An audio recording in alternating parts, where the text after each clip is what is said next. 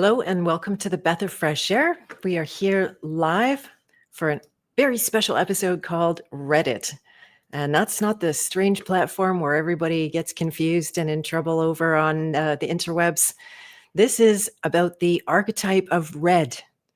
And we'll tell you how how I got inspired for all of this. And oh, look, Paul is in the chat. Nice to see you and have you here for a live show. That's awesome. I was actually thinking about you just yesterday. And Miss Maya is in the house. She says, great company. And the Ladybug line is backstage. Dagmar Stansova are backstage. And I will just let you know a little bit about them before we get started and make a few announcements as well, things that are going on and happening in my world. And I have been doing a few Fakebook lives, by the way, so I'm not streaming to Fakebook anymore, but I've been going on just testing the waters and seeing if I can say, I was saying some buzzwords like Trump and Charlie Kirk and all these, and seeing maybe the algorithm is going to go, oh, yay, we're going to send her out into the interwebs, but it did not, in fact, happen. That's fine. I'm used to it. And so coming up is something I've been talking about for a little while is my Journey Code Coaching Certification Training. And I want to make sure and let people know that as of Sunday, the early bird is right now on, but it's going to be finished on Sunday at the end of the day. So if you've been looking into it and it's something that you're thinking about whether it's good for you or not, you can't just sign up for this without talking to me. I want to make sure it's actually right for you and that you have the ability to do a deep inward journey, which is really what that course is named after. It goes for 7 months.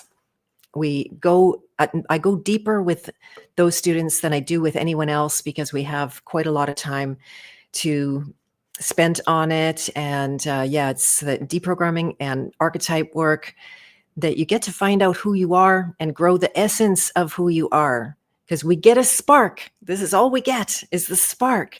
And then what are you going to do with that spark? You're going to let it extinguish. We're going to talk about fire, no doubt, today as one of the many reds, the many faces of red. Or do you feed and grow on something real and true?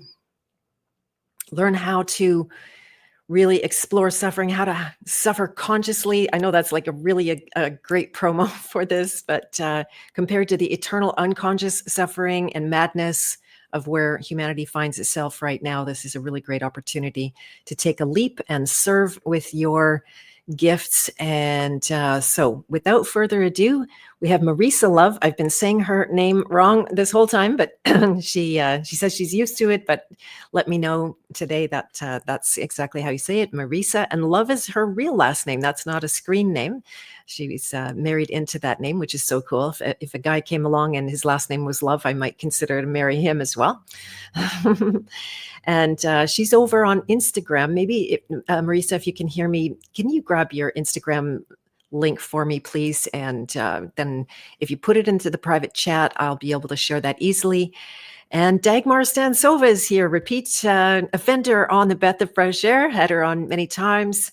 We had a fantastic Get Denickled series that was maybe finished. I don't know if we're going to do more, but Kelsey Kenny came and put the cap on that last time. So that was a super great episode. I really enjoyed it. If you didn't catch it, it's a really good overview on how we get poisoned with nickel. And it's not pretty. I know a lot of people going through nickel detox, myself included, and wow, it's a kind of crazy thing. And hello, Diane, nice to have you in the chat here and made it on. And LeBrad Pass, welcome. I'm glad you're excited to watch it later.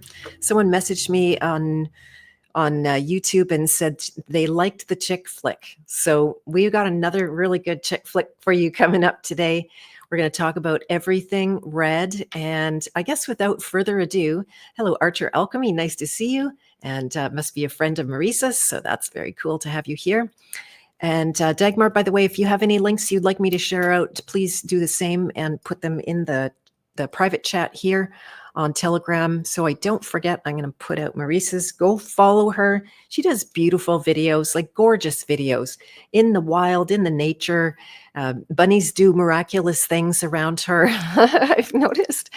And, on the surface, Marisa might look to be more of a love and light bunny person. And that's true, but she's got a very real, well-rounded, beautiful nature that is, in my opinion, very, I don't know, just real. I'm a big fan of real. It's close to red. Hello, Jenny G. Nice to see you over from the Interverse world. Shout out to you and Chance over there raising the next generation. All right, without further ado, I'm going to bring these beautiful ladies on. Hello, Marisa, and welcome. Hello, Dagmar, and welcome to you. It's so exciting. Yeah, I know. It's fun. It's like a party. We were saying it's like getting dressed up for a date. Yep. Mm-hmm. I went all out. I like you, Marisa. Is that right, Marisa? Yes. Thank you. I rarely wear underwear, but for this one, I have one red cotton G-string underwear in my possession, and that's what I put on today. I matched the bra, I matched the earrings, and the grand finale. Ooh, very nice, very nice. And I have never worn these shoes or this dress anywhere, and they're so comfortable too. Which we really need to talk about. What is it about going out in red? It's a thing. Yeah, it's a thing. I have a strong aversion to red. We can talk about that. And anything more you guys want to say by way of introduction of yourself?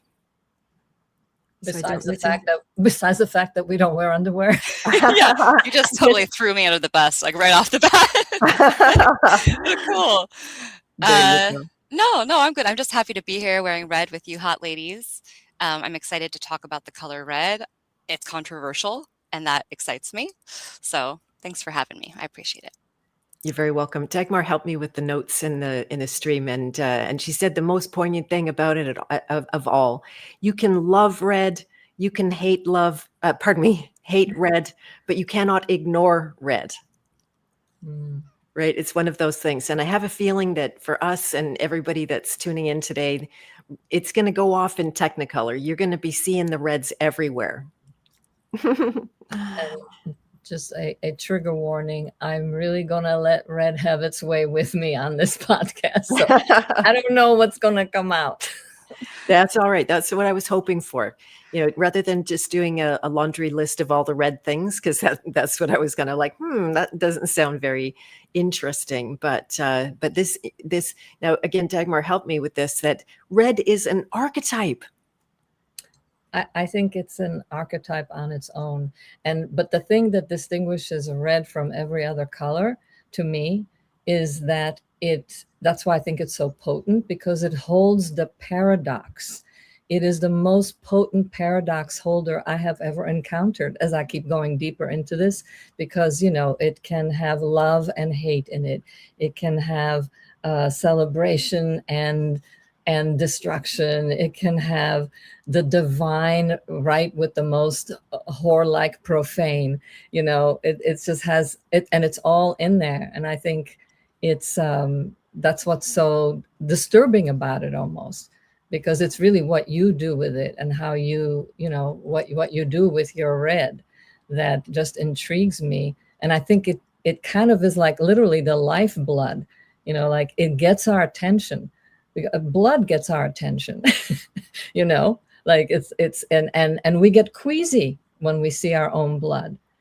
Even that to me is interesting. Like it's some way that I feel that red is something that we're designed to pay attention. It's like, wake up, pay attention. This is poisonous, or this is going to be poisonous and delightful, or this is, a false sign, like the mushroom, the mushroom that's red with the white dots. And my grandma always said, don't eat that one. It's pretty, but don't go near it. Is that the psychedelic one? I don't know, but we had it in the old country. And of course, as a child, you'd be like, oh, look, it's a red mushroom with white dots. Yeah, pretty. Yum, pretty. Yeah. Don't touch that. And of course, those are the mushrooms that are in all the Mario games. And I say this having not been brought up on video games at all, but I would sneak to my friends' houses that were allowed the video games. And I became obsessed with Mario, mostly because of the mushrooms. Something about those just really drew me in. And so after those video games, I'm talking like 12, 13 years old, whenever I was out in the wild, I would look for the mushrooms. And I have to this day never found a mushroom that matches up with the Mario mushrooms. So I'm happy for you, Dagmar, that you have. Many times. If only later on in life I was able to put that mushroom on somebody else and recognize it for what it was, because some things or institutions or human beings just have that screaming, like, come to me, aren't I pretty?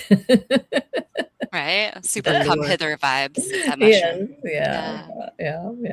Yeah. So we're going to get into all of that really good material. There's so much. It literally exploded in my head. And did I say this already out loud? Like, how was this born in the first place? So you guys have a sense of the inception of where, because it's not like, oh, there's red and there's green and there's blue and there's, should we pick a color? It's like an archetype. It wasn't like that. It literally was about this red dress and seeing it in my closet and not wearing it. 99.9% of the time, you might recognize it from a photo that I'm in, and I did a photo shoot in it, and then that was it. It went in the closet, and it was over. And so I literally have a kind of aversion to the color, and to wearing the dress. Even though, should we show off our dresses? By the way, yes. All right. Okay, Dagmar, I'm going to make you big, and then I don't know if I have enough room here to back up. But it's ooh, oh my goodness. Oh, wow. Girl, you can see that G-string. With the shoes. Wow, that's impressive. Marisa, it really is. Yeah, mine is like a prairie girl dress, you guys. So it's beautiful. I love it. The innocence. Right? Oh, I love it. Oh my God. It's really long. Oh, look, I wore bathing suit bottoms because I couldn't find my red underwear. Yeah, you're getting a I love it. there. So you got the mushroom colors. You got the red with the white. Yes, yeah, they're little flowers. Oh, so sweet. It's very pure. Yeah, it's a very beautiful marriage of the purity that isn't necessarily perceived in the red archetype at all. So yeah, really nice juxtaposition. And should I have a go at this? I don't usually. Go for it, Beth. Come on. All right, so this is my red dress. If you want to see the whole entire thing. Chihuahua. Woo! There you go. Leave nothing to the imagination. That is spicy. I wish I could whistle better. This makes me think of our modern world. Like, I mean, I realize I have not worn this or any of my other, even non-red dresses. It's like the way our life is, or maybe it's just my life, but there are no like balls or events or, kind of like celebrations where it's where presence is required. Like something about the ball or the formality of the encounter, of just, easily walking through a room and eyeing the environment, like that gracefulness of just being aware of kind of like the queenliness, of whatever might be in there, or the kingliness of someone across the room. Like it's just so interesting in this new world. Well, it's been around for a while, but in my like American life, that whole like, where do people go now just to have that sense of encountering each other, in that kind of, not like some rave party where everybody's, in a different reality, or where there's no formality. I don't mean formality like, how would I say it? I mean formality as a form of respect and passion and space, between human beings, if that makes sense. So what can we create? Right.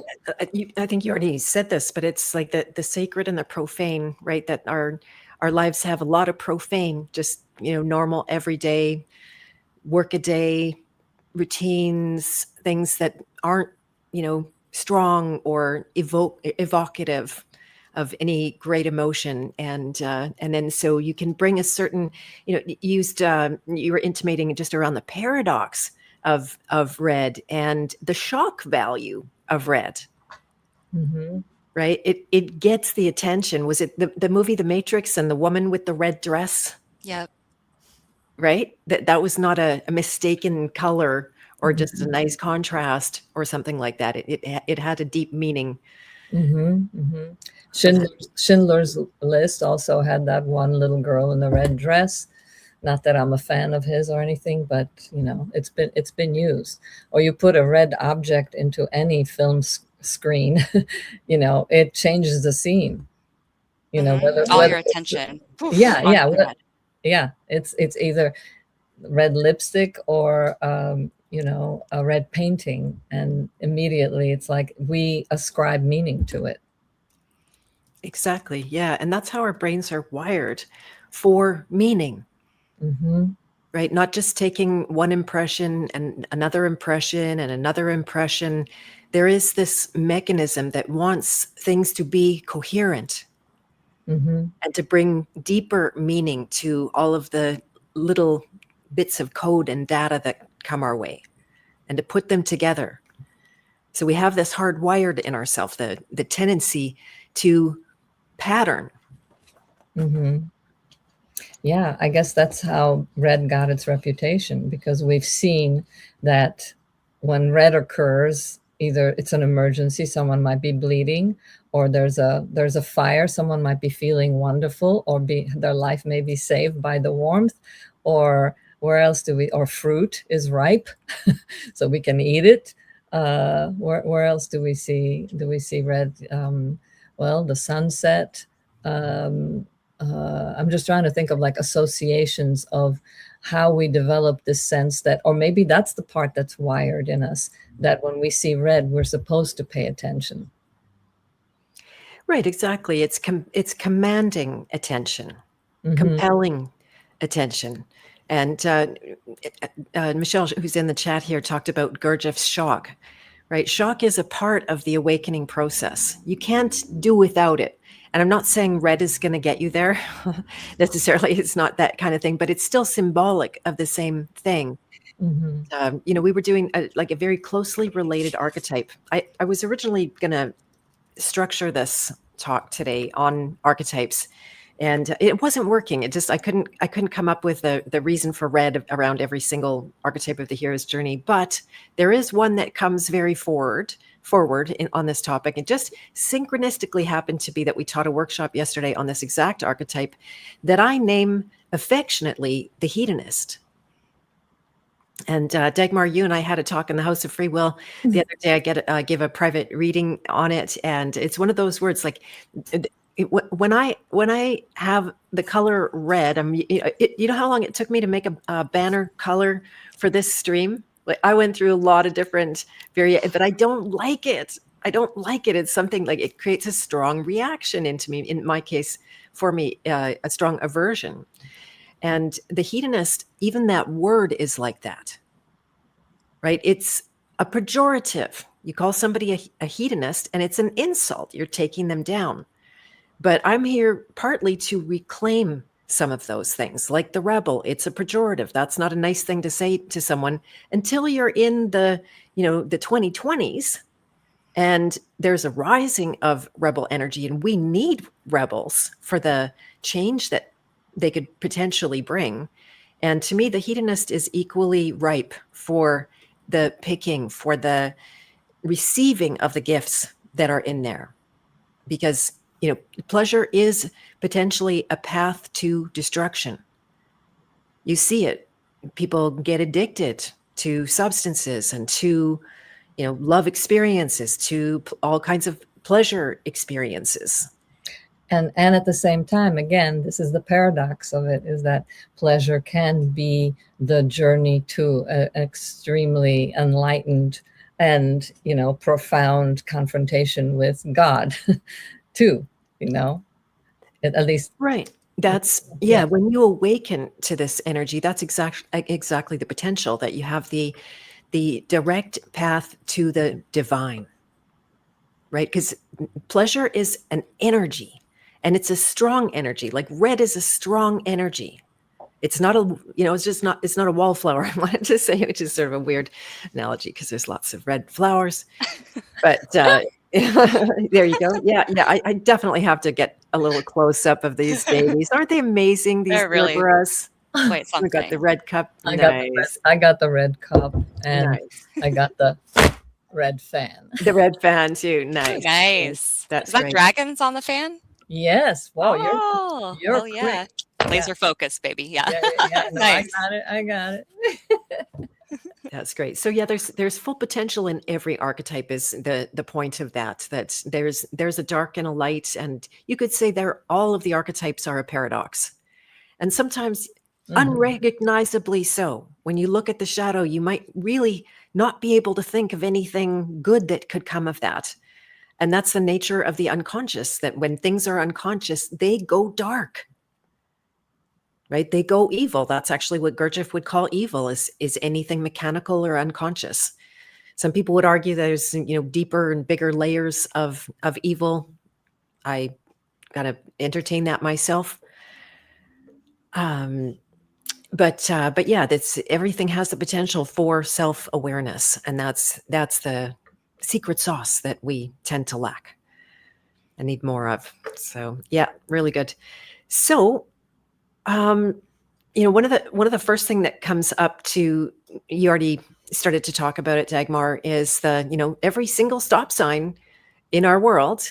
I look out, I can't see it while I'm sitting down here, but I have a traffic light, and if it goes red, I can see it. It's a ding, right? It's like shining all the way over to me. And it says, stop, don't go forward. You might die. Exactly. And it's really useful, especially in traffic, right? Because if you go when other people are going and it's a car wreck, then things aren't good. If you cross the tracks when the train's coming, then you're toast. So there is a certain wisdom in that. But it's also been used to manipulate, to scare people when something isn't happening. I didn't have time to look it up, but like how much of the COVIDian propaganda was shrouded, or not shrouded, but encased in redness. Does anyone want to look into that quickly? Oh, look, Maya said an interesting thing. I'll just go into some of the comments here. Michelle first said an orchestrated symphony with periodic solo crescendos or decrescendos that are delightfully or awfully placed, that peaks the senses into a jolted awareness. Yeah, a similar analogy to music. And this one I didn't even think of, Miss Little Red Riding Hood. Ew, I got some shit on her. I do. What was that? Sorry, Marisa? I said I have some shit on her to share later. Okay. I went like down into like the old school fairy tales because that's kind of my jam. And I was just like, oh, there's so much here. I could lose weeks of my life. But Little Red Riding Hood, do you want me to talk about that right now? Go ahead. So is, I can't believe like the first thing I'm talking about on the show is cannibalism, but here we are. So in the original Little Red Riding Hood, when it was still just an oral tradition story that was passed down, Little Red Riding Hood ends up getting tricked by an ogre into eating her own grandmother and drinking her own grandmother's blood, thinking that that's, wine and dinner. And then as it evolved, it became, the next incarnation was the wolf. Oops, surprise, the wolf just eats her, and then that's it, the end. And then the last one, the hunter comes in and saves the day, right? Damsel in distress type of thing. But through this whole thing, she's wearing her red dress and her red hood. And throughout the whole thing, she's in distress, but in the earlier incarnations, she doesn't realize that she's really in distress. She's actually kind of leaning more into the enjoying herself and trusting that she is getting abundance and festivities and exploration and being really independent. And that just quickly shifts into this disempowering version. Not that it's empowering to eat your grandma, but this disempowered version of Little Red Riding Hood, where she needs this hunter guy who has probably murdered a bunch of deer, just saying. to come save her. And it becomes a lot less about her journey of a strong soul on her own and more about the deception. And of course, red really ties in beautifully to deception and distraction, going back to the Matrix lady in the red dress. That's all about illusion and how you can easily be distracted by something giving the illusion of being more alluring than the reality that's actually right in front of you over here. So I thought that was just a really cool thing, because Little Red Riding Hood, there's so many songs written about her, and if you dress up as her for Halloween, anyone, even if you lived under a freaking rock, you'll be like, oh, Little Red Riding Hood, that's cute. And there's all these little kids roaming around the streets trick-or-treating dressed as her, not knowing the original story and how absolutely horrendous it really is. Yeah, great points. Because honestly, I had no idea any of that was in there. I'd never looked down. So thanks for taking us for a quick ride down the rabbit hole. And yeah, when you talk about like the abundance and the festivities, the distraction, that's a lot of hedonists there, by the way. That's a lot of the shadow going on. The deception also, and relying on appearances, alluring with appearances that are not necessarily founded or could be exactly opposite, alluring with pleasure. The marriage of pleasure and pain, which is really base mind control kind of thing, which I think those fairy tales are actually embedded with.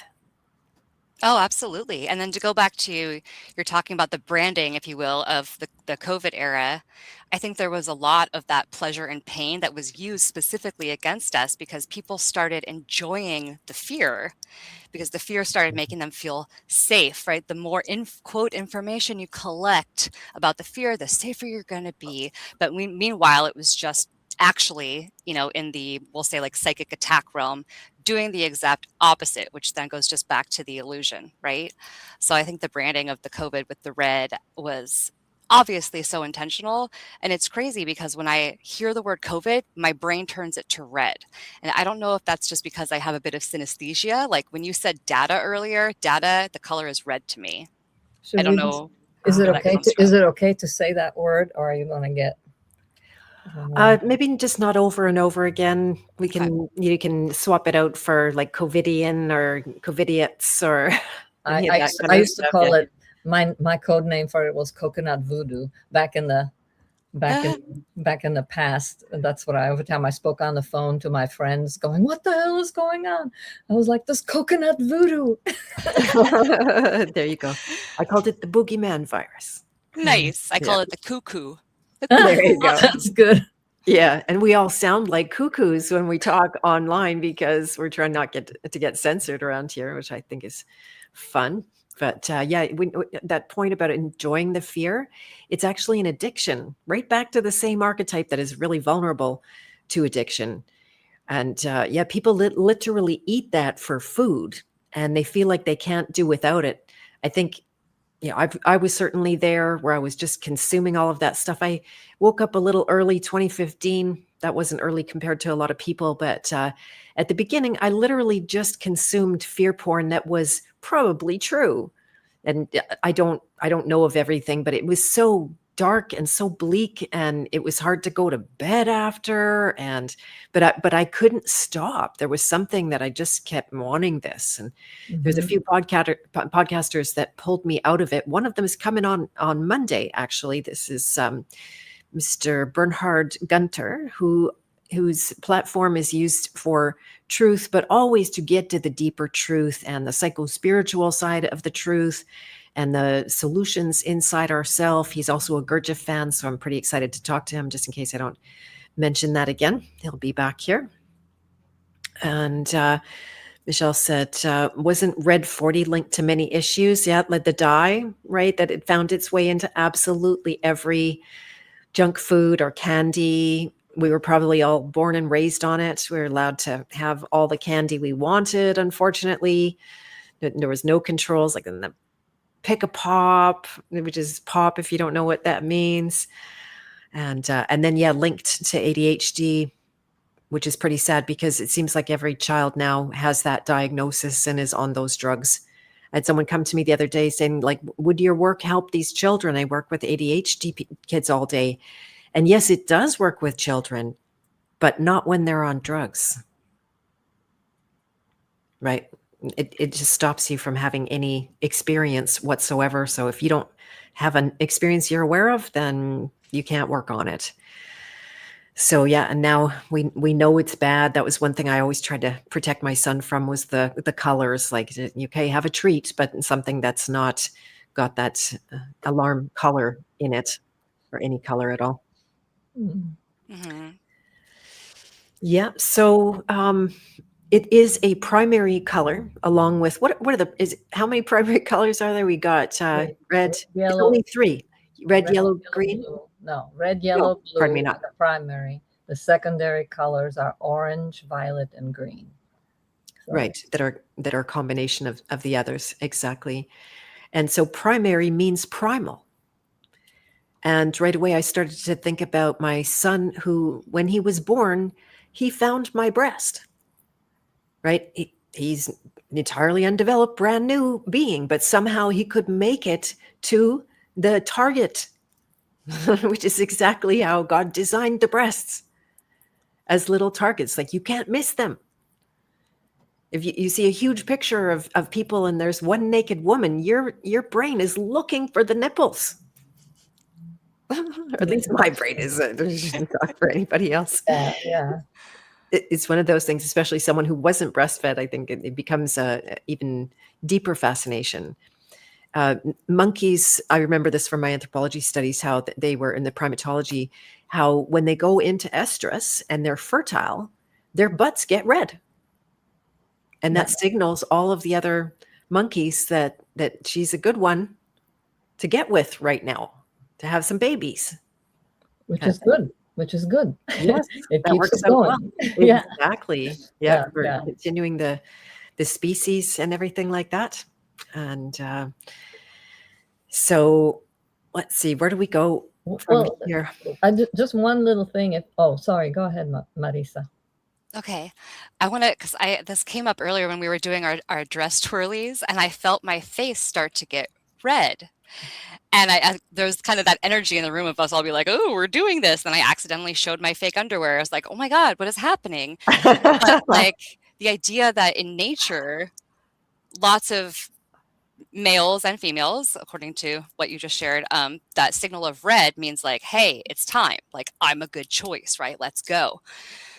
But there's also this quiet, soft, kind of sneaky vibe about your face turning red that leaves you open to predation, because it says, hi, I'm not as confident as I pretend to be. I have this vulnerability here. And I don't know if other animals besides humans flush like that. I kind of don't think so. I'd have to look into that. Like, there goes the night, guys, right? Like, see you tomorrow.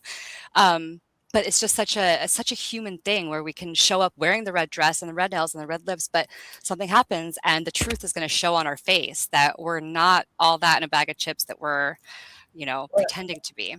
That's a really great point, because that same signal of the flushing can mean 2 completely different things. One is that you're flushing because you're like, oh my God, yes, come to me, my love, or you're embarrassed, right? Because you're not. And this is one of the things that I was thinking about as far as, like, let's say lipstick goes, the red dress, but lipstick is a good one, because first I was thinking, is red lipstick, is it a rebellion and saying, I'm not, falling for all these religious, conservative, uptight, I'm putting on my red lipstick? Or is it complete conformity if it happens to be in fashion, right?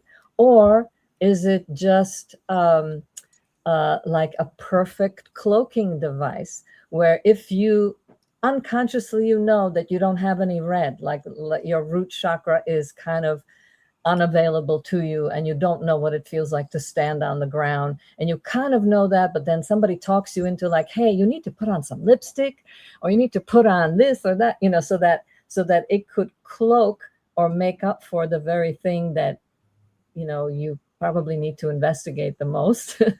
So I was just thinking how many, and I'm sure there's many other ways that, like, the lipstick or the red rose or the red earrings or whatever can be used to to hide behind, or defend yourself behind.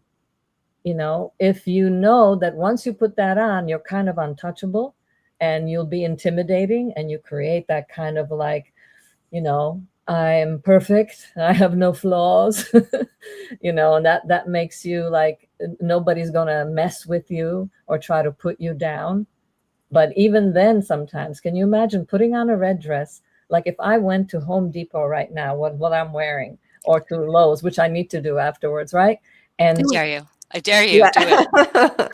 I would dare. I would do it. I would do it. Except I would have to put a slip under this because it's a little see-through. But still, if I did that, right, I went somewhere like that, and even then, nobody paid me any attention. That would be an interesting exercise. I mean, it's a good way to confront, what's really going on. So I don't know. Do you guys have any other thoughts of what this red could be? Its many uses, good and bad, and just neutral. I want to go back to the body for a second, because sometimes another way our body alerts us to something that we're otherwise avoiding is through red rashes, right? Bumps, stuff like that. It's our body's way of saying, something's going on and I need you to either just notice it or help me deal with it, right? Mm-hmm. I think that the red within just the physical situation of all of our bodies, whether it has to do with mating, predation, vulnerability, like having a spicy date like we're having now, or something going horribly awry, like it's, no matter which way you spin it, it's really powerful, because as Beth said earlier, you can't ignore red. And I think for that reason, it's just been worked deeply into our physical alert system, right? Mm-hmm, mm-hmm. That's so super cool. I think I have a rash happening on my back right now. Just kidding.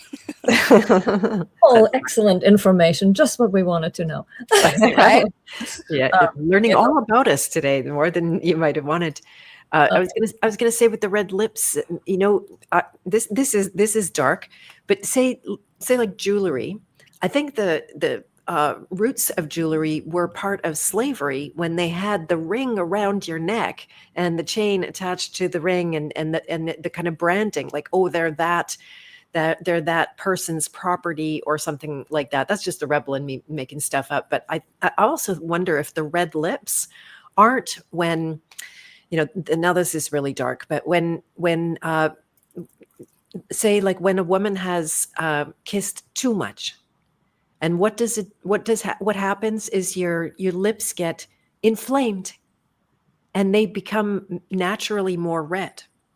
Or when you're damaged, when you're hit in the mouth, the same kind of strange effect can happen on your lips. And we've treated that to be a beauty symbol. Now women go and get injections to swell up their lips and make them so irritated that they are like, not even comfortable. So I'm wondering if somehow there's a tie-in there. I don't know. I'm just making stuff up here. This is what we're here for. I'm now going to contradict myself, which is what I'm here to do. We're talking paradox here. So yeah. I mean, this is what red is about. It's about, for me, it's really a journey of looking straight into the face of paradox and shaking hands. But what I'm thinking of is my Bharatanatyam teacher, which is a form of classic Indian dance. It's like a temple dance. And she gave me a completely different view on red lips, red nails, red toes. And she said that the reason we put the red on the lips is so that it's a reminder to everyone who we meet and greet that our lips are connected to our heart, that it's the red of the heart coming through the lips. And then with the dancing, the nail polish or the henna on the fingers, they didn't have nail polish long ago, but nowadays they do nail polish, that the hands are like extensions of the heart. So the red is a reminder, as are the feet. So the idea is that when you walk, your feet are constantly kissing the earth with your heart. Or when you move your hands through the air, you're moving lovingly through the ether. And then when you speak or when you exhale, you're exhaling your breath to mingle with the creator's kind of thing. Just that awareness that these extremities are connected to something. So that's a whole different take on all of it, right? Which to me, that feels awesome. Like, because then you can wear lipstick just for you. You don't have to go anywhere, you know, and you could be dancing in your living room and transmitting that and remembering every time your hand moves, you're like, you feel your heart moving all the way through your fingertips. So. Yeah, it doesn't have to be like an invitation for intimacy with someone else. It can be an invitation for intimacy with the spirit of life. You know? That's beautiful. I like that. And lucky is the one who might be your mate. Or peeping through the window, they're like, oh my God, this girl's wearing all red just by herself dancing, like future wife. Or a fly on the wall going, damn it, I gotta reincarnate as a human soon. They got these kind of women down there. Very good. Yeah, I was going to say, I had a friend who does this for a living, and she helped me do a makeover because I'm kind of a moron when it comes to getting dressed. And like really does, it's not my forte. She taught me a lot though in the process. And so she went through and did an elimination of my closet, like not this, not this, not this. There was a pile, like you wouldn't believe the pile that we wheeled down the street to the secondhand bin. And then she pulled out my one at the time red dress. I didn't have this one, that had been given to me by some ladies in Mexico because they thought I was not feminine enough. So they gave me this red dress. Yeah. They figured I was too much a man. And I honestly, I did have a lot more masculine energy back in those days, for sure. And I was their boss too, so that didn't help. And so they picked out this red dress for me and made me wear it all the time. And it was nice, and it was like a good experience. So when my friend who was doing the makeover, she's like, okay, this dress, because it was a little bit on the old side at that point, she said, this dress you wear around the house all the time. Right, to bring about kind of what you're talking about, Dagmar, that, you know, the mood of it, that it's not for anybody else. It's not to impress them or shock them or get their attention. It's to embody it myself. So I did that quite a bit. It was actually really fun. I might wear this dress from now on in the house. Well, yeah, I put my red dress on today early in the morning, and I noticed that I was behaving differently in my morning, and what I was looking, you know, how I sat down. I was like, oh, I'm going to write in this dress now. Okay. And it just something, it's, you know, it's so hard to not feel it, the frequency of it. Right. Which is one of the interesting things, if you want to geek out a little bit on neuroscience and physics, that, you know, the fact that, there is no color out there. It's just wavelengths. True. There is no color. And the way we perceive color is, well, 20% of it we do through our eyes. The rest is the brain. But the eyes have receptors for whatever is the blue wavelength, the red wavelength, the yellow wavelength, but they never perceive just one at a time. They are all firing up all at once. And so we are the ones who paint the world. Like, you know, it wasn't like somebody painted, or God or whoever, the creator, painted the world for us different colors so we can, it's not like that. It's like, it's our perception that gives the color a name. And when we have a certain percentage of the cones in our eyes, you know, perceiving short wavelength, middle wavelength, long wavelength, the brain makes the story and goes, oh, that's orange. So we paint the world. It's not painted for us. And so it's all about perception. So like if we were all sitting here in the same dress except blue, and we had blue lipstick, Next time we would be perceived as a different person. You know, we would all have a very different, and we would probably perceive ourselves too. Every time we'd walk by the mirror or look down, we'd be like, "Oh, what's this?" You know. So it's a wavelength. It's just like, and only a very small part of the spectrum is the one that we can see. You know, the rest is like microwaves and X-rays and all the stuff that we don't want, the EMS, and you know, but it's a very small part of it that we so-called see, because what we're seeing is just how our brain arranges it, and what it calls it. So really, there is no red. There you go. Yeah, I just looked it up quickly. And so the perception of red is not an intrinsic property of light itself, but a biological and a neurological construct. While physics describes red as a specific frequency of electromagnetic radiation, the actual sensation of redness is generated, like you're saying, by the brain's processing of signals from L cones, often in conjunction with a lack of stimulation in short and medium wavelength cones. That's what I was actually going to say, is that what we see as color, like what we think as red, it's actually the absence of other colors. Yeah. And then there's a tricky one. I forget what it was. That it was the color. Is it the color purple that technically just doesn't exist anywhere, but we create it? Oh, I've never heard that. Wow. Yeah, because if you ever look at a rainbow, there's never any purple there, but there's violet, but never any purple. Right. And as we've kind of depicted here on the Beth of Fresh Air, we've got the red and the blue. I was debating on whether to make because Beth of Fresh Air is generally blue calming, right? Like a little bit more compared to the urgency of red. And but when you get the red and the blue together, they make purple. And we have politically, the colors have been stolen, you could say, right? And red became synonymous with communists. I know. This is from my, back in my history, and they were, what do they call them? The Reds or the red? They don't say red team. I don't know. I can't come up with that. The Reds. The Reds. There you go. Yeah, yeah. And then that it meant danger to a lot of people that knew what communism was and knew that there was a lot of damage. And my ancestors were seriously, as I went in detail talking about this with Marisa on the Beth of Fresh Air episode where you interviewed me. That was so sweet. I love that. And then communism and red, it became a kind of evil color. And we know by now, or at least I've figured it out, that there's really no red team and blue team. There's one team, and they just split off and take their caricatures to either extreme.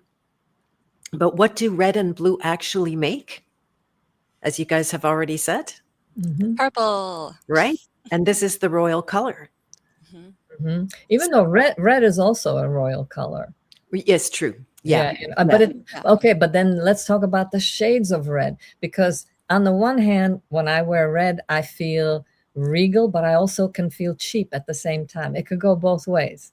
The red can feel amazing, and just by the texture of the clothes, it can just be like if you wear a synthetic red tight dress, it's going to feel and look cheap.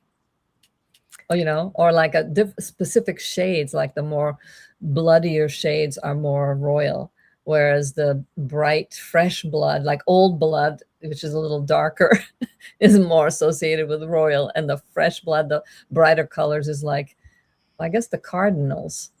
The bird and the Pope's helpers. Right. The fresh blood is oxygenated blood. And I believe that's closer to the color we have up here. And I just have my little color palette. But if we go like this, then we're like into the older blood, more like dried blood is going to show up. And it's like, right? Like I could not land on a red that pleased me. I have to say, like, it's just none of these really work for me. When you get into this color, I have a particularly strong aversion to it. I like the darker reds better than a lighter red that tends to be more orange filled. Like what Marisa has with her white, the red and white is a very nice, and a lot of symbolism comes with that. The red is the feminine, the white is the sperm, that in African cultures, those colors, they kind of go well together. Yes, this is my sperm dress. That's exactly what I thought when I put it on. I'm going to wear my sperm dress. You know what? When I was 6 years old, I made my grandmother sew me. I found a material that was red with white dots, just like the, polka dots, like the mushroom. And I made her, she was a seamstress, and I made her sew me a dress that had a zipper in the back. And it was all grown up. And I remember how exciting that was for a child to have this but with the white polka dots. I didn't want an all red dress. I just wanted the one with the, like the dance of the polka dots. I don't know why I just thought of that now. Something to break up the intensity of the red. Just kind of like a little spritzer for your bubbly or something, right? That's nice. I like that. Yeah, we can't not talk about birth when it comes to red, right? There's a whole lot of blood around in even a normal birth. And if you're squeamish, you don't want to be around a woman giving birth because it can be pretty wild. Someone was telling me about a birth story, and the water birth was basically a pool of blood, right? So it takes a strong nervous system to even see your own self bleed. Last year around this time, I nearly cut this finger off. In the middle of the night, I wanted a potato. It was my lusting hedonist. I wanted the experience of a brand new potato that we had grown. It was so romantic. I had a brand new Henkel knife, went through the potato and almost through my finger. And I'm like this, like, what have I done? And then starts, and I'm like, oh my fucking God. I had my arm up over my head, gripping it as I was trying to stick my finger. Sorry, guys, but I was trying to put that finger back on. And it's one of those like utter shock. I sat in a corner of my bathroom for a really long time, wondering, am I in a lot of trouble? Do I need an ambulance? Is this right? And I think that's by design, that blood brings that kind of reaction. And the loss of it, the loss of blood, because somehow we know that losing that, we're toast. Yes, we if just you lose too much. Exactly. Yeah, we know that, and so it creates an urgency, like everything has to come into you got to think on your feet right away so that you don't end up, because it makes us feel like how fragile we are. Do you know, have you ever heard of this experiment that they did on prisoners who were on death row, and that they told them they had a choice, that they could either die by injection or that they would just put a tiny cut on their finger and they would slowly bleed to death? And a lot of them opted for that. And what they did is they couldn't see their hand. They would put their hand in this bucket, and they had the sound effects of the dripping blood and all of that. And they hardly lost any blood, but they died because they believed that they are losing without seeing it. I mean, that's the power of this, this interpretation of a wavelength of this color, how deeply ingrained it is in us. And I just recently had that experience when I was about to go have a blood test, and I really didn't want to do it. And just the thought of, because I once donated blood and I had a bad reaction. And so just the thought of doing it created so much trauma internally and I kept muscle testing myself. Am I going to be okay? Can I do this? And my muscle test kept saying, and then I asked, it kept saying, oh, you're going to be fine. You're going to be fine. And I said, so this is all in my head? And then I asked, like, so is my fear powerful enough to give me the same symptoms that I'm afraid of having after having and it said yes. So I was like, okay, well, I guess I better take care of this fear before I do it. But there's such power in that, right? Yeah, I think I heard a different version of the same story. I wonder if it's one of those things that goes around. But it was a cruel experiment where they put pressure on someone who was, I guess, blindfolded. They put pressure on their skin as if to puncture them. And then they made the sound in the background of dripping. And they had the perception that they were dripping their own blood, and they died of the fear of it, when it was literally just a sick experiment.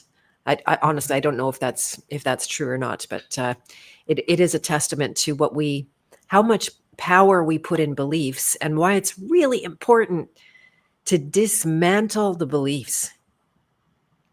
Not, that's where a lot of division happens in our world. That's why you get the red versus blue works, because they're hijacked by their own beliefs that is reinforced by the archetypes and their feelings, right? We treated the feelings to be the ultimate authority over our existence. And that, the fear could kill you, that you do that, you put that electrical thing to your nervous system and you die from it, right? This is, and every single belief, it's so expensive. It contains tons of data. And so it takes a lot of maintenance to keep that data mostly in the unconscious. Would you say, Beth, that that's a belief, or is that just a built-in program that we're not aware of? You know what I'm saying? Because what is a belief? Well, that my believing that I could die from my blood coming out of me, that's not necessarily a belief, that's more of just a built-in programming that I'm not aware of. You know what I'm saying? Oh yeah. I'm not criticizing that person for believing the trick that was played on them by any means. People are vulnerable, right? That you get sense information. I've been cut. They had the experience that pressure was a cut, and then they heard the blood dripping out of them, and it manufactured a belief. Now, maybe somebody who had done a lot of work to dismantle their own beliefs and to check their perceptions and know the difference between reality and the senses. And there is a difference. Not to say that we necessarily have access to all of that. You can perceive beyond the senses.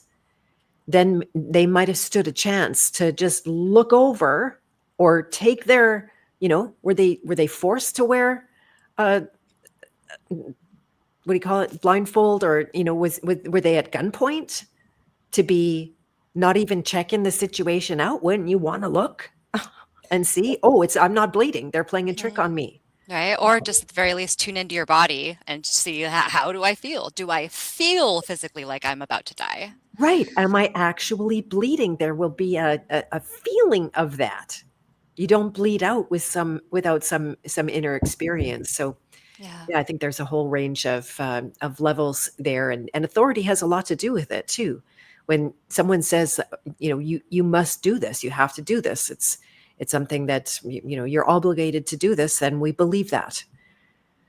Yeah, I can't imagine that anyone in that position would have access once you're on death row or whatever, that you're part of this experiment, that you would have access. I mean, us, yes, we might have that, but I don't know. I can't say how I would, if I would believe the authority or not.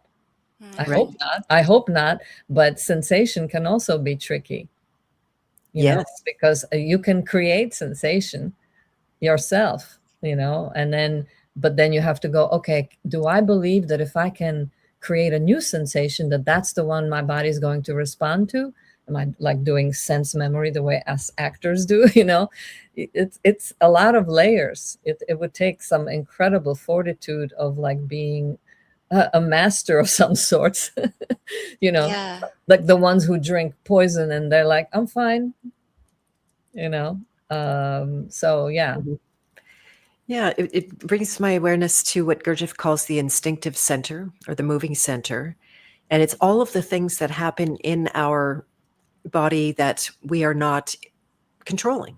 Your metabolizing of the food in your gut, the making of blood, the turning of oxygenated blood into a deoxygenated venous blood, blue blood, synapses firing, fingernails growing, hair growing, baby growing in your womb. All of those kind of things are governed by the instinctive center. We don't have control there.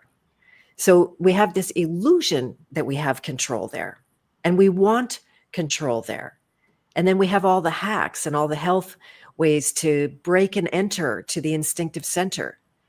And then we completely forfeit the control where we have it over our thoughts and our emotions and the impressions that we take in, right? So it's totally inside out, upside down. This instinctive center to me works perfectly. I was thinking about it this morning that you can like, oh, I wish I'd just hurry up and be done with nickel detoxing like this, And I thought about how stupid is that? My body is a finely orchestrated system of a divine nature. Not that but like that's where that instinctive center is run from, right? It's beyond my own will. And so who am I to question the timing of things and the intricacy of all of the math that's going on? That how do we do this without killing her? How can we, pace this whole thing? And I feel sad and I'm weeping and crying when I don't feel good. But that's my body going like, yeah, this is time to release the poison, and it feels bad, and that's what it is. So yeah, we just got it completely upside down, and then take no control of the things we actually do have a say over. So that's my speech. That's a beautiful speech. Oh, thank you. I like that. If you think about it, this is just kind of where my mind goes. The fact that our blood is red, and red makes us, whether it's programming or, God's will, it speaks of urgency. If our blood wasn't red, we wouldn't instinctually have that urgency of, oh, fuck, like something has to be dealt with immediately. If it was this beautiful lavender, we might just be like, wow, I'm a magical being. That's so nice. And then like, what? An hour later, you're toast, dude, right? And I think that the same can be said for the to your point earlier about the stop signs, the stoplights, and the medical vehicles, ambulance, fire truck. If those were like this beautiful soft blue, would we get out of the way when they have their sirens on? No, we might just be like, oh, hi, y'all, that's cool, moseying along. But the flip side of that, just because I love being able to go to the other side, even if it's undoing something that I said earlier, is, red is said, allegedly proven to raise your heart rate. So why then would we have medical vehicles be red when that's the opposite of what we want if someone is in struggle, right? Like that just ties back into programming and decisions and how quick we are to respond to something without even really thinking about how or why we're responding to it in that way. Right. Really good point about the like, why should it doesn't make you the best reactor when you're all activated and fearful. This is a very bad mistake, and that somehow calmness is going to make you placid and not care. It's like, no, that makes you lucid and have your full faculty to be able to respond. It's amazing when an ambulance comes by sometime, or a fire truck, and people don't have a hot clue what to do. I cry every time, and I will let myself drive illegally or drive on a boulevard or whatever it takes to just stop, drop, and get out of the way. And then I cry every time. And it's not because I'm sad, or it's not because I'm sad about, I don't know if it was even an emergency. Sometimes those vehicles end up going to a home birth because they think that woman's bad and wrong, and they're going to sit outside her house waiting for the shoe to drop or whatever, right? Like, or they just need a quick donut. Or they need a quick donut. Exactly. You don't know it. And it could be an all out knock them down emergency where there are people seriously injured and all that kind of thing. But yeah, people do tend to get stunned in that. To your point, Marisa, they could just get like deer in the headlights, and they don't know what to do. Zoned out, right? Yeah, and having the blues and the lavenders, it gives you that kind of pause and that connection to your spiritual self that might actually help you make more rational decisions instead of just reactive decisions. Yes. I don't know. Ever since I was a kid, I've been like, why are the fire trucks red? That's so stressful, Right. Well, I think you said the magic word there, reactive. And luckily in the New Age world, at least, or in the personal development world, people are realizing that reactivity is not the most strategic way to be. that you want to be a little bit reflective and responsible and able to respond, but not just like knee jerk lash out at somebody in fiery emotions and red emotions like anger and passion, where you just get drunk. You're literally drunk on your own experience and you make bad choices just like you're on booze. Well, all I will say is that the last time a policeman stopped me, I did not feel like meditating in front of his blue uniform. I was not. Oh, well, that's interesting too. Yeah, yeah. So I just have to. You're like, pardon me, sir, 1 second. And like, oh, I feel so relaxed with you, officer. What's your name?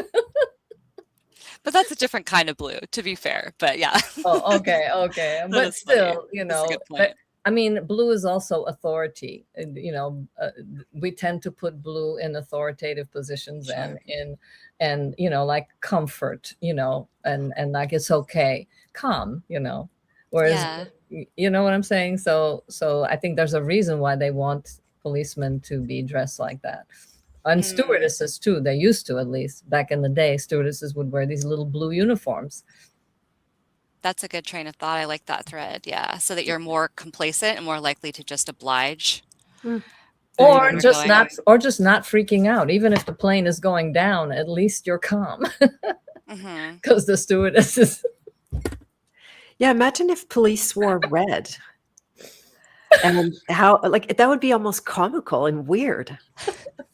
Right, that they were in a costume of some kind, like a clown, or that would just be weird. But somehow and it's just navy blue. I don't think navy blue is nearly the same as something closer to a lavender or sky blue or anything like that. Now we're off on the blues here. We're gonna sing the blues. I'm just having so much fun imagining what you're saying. I'm going, in sky blue policeman uniforms, all right. Oh, then they'd all look gay as birds, right? Yeah, like, see, it really does matter. It has to be the navy. Yeah. I remember in my corporate world, I would wear navy as a sign that I'm serious and I'm a man and I'm an authority here and I know what I'm doing, even if I don't, which I did for the most part, sooner or later. And so it really does. So, but yeah, the trucks have to be red, and the sirens, of course, like all the sirens have to be red. The red lights, someone pointed out the red light district. That's a different topic altogether. Yeah. Prostitution, temptation, seduction, illusion, distraction. Right? Exactly. Aren't those soldiers in front of in England who guard the Queen's palace? Don't they have these funny red uniforms? Or am I just putting red uniforms on everyone just to entertain myself?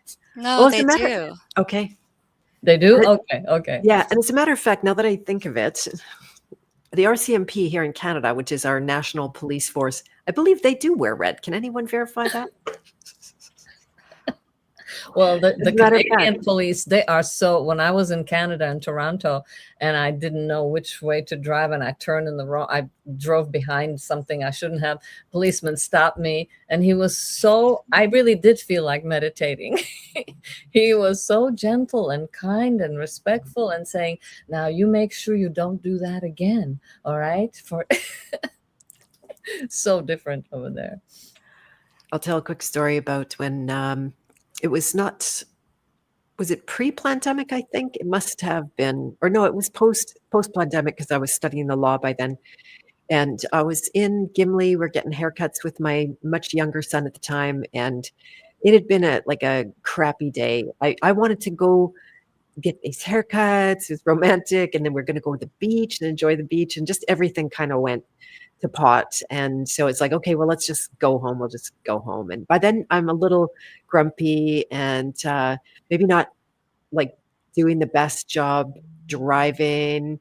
And I get behind this truck and it's going so slow. And I'm like, well, fuck it. I'm gonna just swerve around and get in front of him while I'm passing him. And then I realize it's a cop. And he's like, And I think I blew a stop sign doing it. I passed him and blew the stop sign. So I was really letting my emotions rule me at that time. And so next thing you know, you get the red lights. And okay, he's pulling me over. And then he walks up and he's like, "Are you okay?" Like this. And he more felt sorry for me rather than being all authoritarian, a little bit more of a calming, like he was actually trying to calm me down. And, "Oh yeah, I'm okay, officer." And I pulled my trick at the time. He said, "Can I see your license, please?" And I said, "Yes, you can." And I take it out of my purse and I put it on the dash. I didn't put it in his hand because I was under this illusion from the alternative law thing that if I put it in his hand, I was contracting with that guy. So I didn't want to contract with him. I put it on the dash and he's like, "Okay." So he walks around and he looks through it and has a good look at my license. And he says, you ran a stop sign passing me in a 40 zone. And I'm like, "Yes, sir. That's right. I did that." And he goes, "Don't do that again, okay?" And he said, "You're free to go." And I'm like, oh my goodness, like just how embarrassing could that be? Anyway, that's my police story. Didn't quite come right around to the red, but there was a siren. No, those are happy ending police stories. Yes, exactly. Yes. When they feel sorry for you, and you can't make that happen. I've noticed, right? Like you can't feign tears and stupidity or anything. Like you can't fake that stuff. But Oh, yeah, yes, you can. you can't. I can't though. I can't do it. This is not possible. Oh, I okay. lack the skills, but you're an actress, so you might have a leg up there. No, I wouldn't do that. I truly believe that real acting is not acting. So Yeah, Micah Eller says exactly the same thing. Good Yeah. acting is because it's real, it's authentic. So yeah, I get that exactly. It's not faking. I have a question. Yes, What color are the gas cans in Canada? Oh, I believe they're all red. yeah, As a matter here of fact, I too. just bought one for Yeah? exactly. So isn't that Indicating weird? Because gas can is red, that means go, right? Gas, it's going to make it work. It's going to make you go, get moving. But then we've got the red stop sign, the red stop light.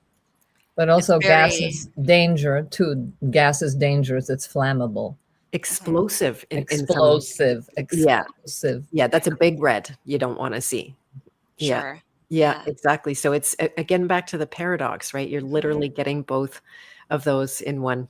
Yeah, they're all red. I just bought one for my son not too long ago. So I know that. Yep, the danger. I was going to talk about the first chakra if we want to talk about chakras. And if people aren't familiar, what chakras are, the energy centers that are supposedly in the body, but I think it's really not like that, that there are energy centers that we are operating through some other way. And the first chakra is all about life and death. So not surprising, they color the first chakra with the color red. It's the first of, I believe it works its way up pretty rainbow on the, do you know better than I do, Marisa? No, I absolutely Yeah, don't. Oh, no. okay. Red is the Yeah. first. Actually, some places black is the first chakra, and the throat chakra is blue. Heart chakra is green. The solar plexus is orange or yellow, and the reproductive chakra. I always thought that was red, and I thought So maybe somebody in the chat knows. Yeah, it's the red root. Is And then the violet one is the higher frequencies. Yeah, red is the root. It's called Muladhara. Mula means the root at the base of the spine. The sacral chakra, Swadhisthana, is orange. The solar plexus, Manipura, is red. The heart, Anahata, is green. Oh, the solar plexus is red? No, yellow. Yellow. Yeah, you said Did I red. say red? Yellow. Yeah. Okay, I got red on the brain. Everything's red now. Yeah. The throat is Vishuddha chakra. It means purity and blue, kind of back to the discussion we were having about blue. The third eye is indigo, the Agya chakra. And then the crown chakra, Sahasrara, is violet and white. Yeah. Yeah. So that red chakra, it's the life and death stuff that, it's Survival. aptly named. It's survival. Exactly. Mhm. It's the tribe. It's belonging in the tribe, which meant survival and probably still means survival. And it's, Wait, I'm confused then, because I thought that the tribe was the higher chakras, that the lower chakra was about just survival of the individual. But okay. yeah, survival of the individual being so incredibly tied to the tribe. There would have been a time where there would have been a time when you couldn't survive without the tribe, literally. And Mhm. that's the highest punishment. You tell a toddler to go stand in the corner, it's like exiling them from the tribe. That's why they react with terror and have a strong aversion to standing in the corner for 2 minutes on a timer. Right? That's a serious threat to this basic precipice of life and death, of which we're always on the edge in one way or another without being aware of it. I often quote these days, Joel Schaefer is talking about the beauty and the terror of life. And to the degree that we are in tune with the terror, which nobody wants that. And if I'm overcome with terror, then it'll be greatly humbling. I'm not recommending that you go and terrify yourself, but life in and of itself is terrifying. And at any moment we could be derailed. I know it. Like all of a sudden at 29, I have a stage 4 lymphoma, and they're saying I'm going to die. And things can just happen out of the blue. People all of a sudden. Did you say out of the blue or out of the red? I was going to pounce on that too, damn it. I'm like, I think the things happen out of the red, because I think red is probably the most contradictory color in human history, because it's capturing all the beauty and the terror. Yeah. I mean, literally, it's like nonstop. Embarrassment and power at the same time. Is red. Love, hate, royalty, and utter cheapdom. I don't know. But, yeah, passion and fear. Passion and fear. Yeah, it's interesting that it's so, you have the sacred red, but then you also have the harlot red. Yeah, it's interesting. Harlot, such a great word. Isn't it a lovely word? Let's do that one. Let's do that one next. And I was just looking up the root chakra to see what the authority of the AI on Brave says about it. And one of the interesting words is grounding and stability, connected with survival and physical vitality. But you can also get the exact opposite, like we were talking about the reactivity, the complete lack of groundedness, being lost in fear. Doing like the tribal side is so damaging, because you will go with the tribe at all cost to yourself, and you might not individually. Something just happened in the sound. Did you catch that? Yeah. What was that? I don't know. I didn't. I didn't do it. We just had some kind of thing. Yeah, hell is red. Maya said in the chat, the whole fire thing. Yeah, so it really does hold this incredible paradox. It's both at the same time. And then also culturally, we have taken the fear of dying to be synonymous with stability and survival. And the vast majority of people think that the fear of dying protects you from dying. It doesn't, because people are full of it and everybody dies. It didn't stop one single person from dying. Sooner or later. Right? And it doesn't protect you, it disables you. So to me, that's a kind of cultural overlay there. Aggrandizing fear. Yeah.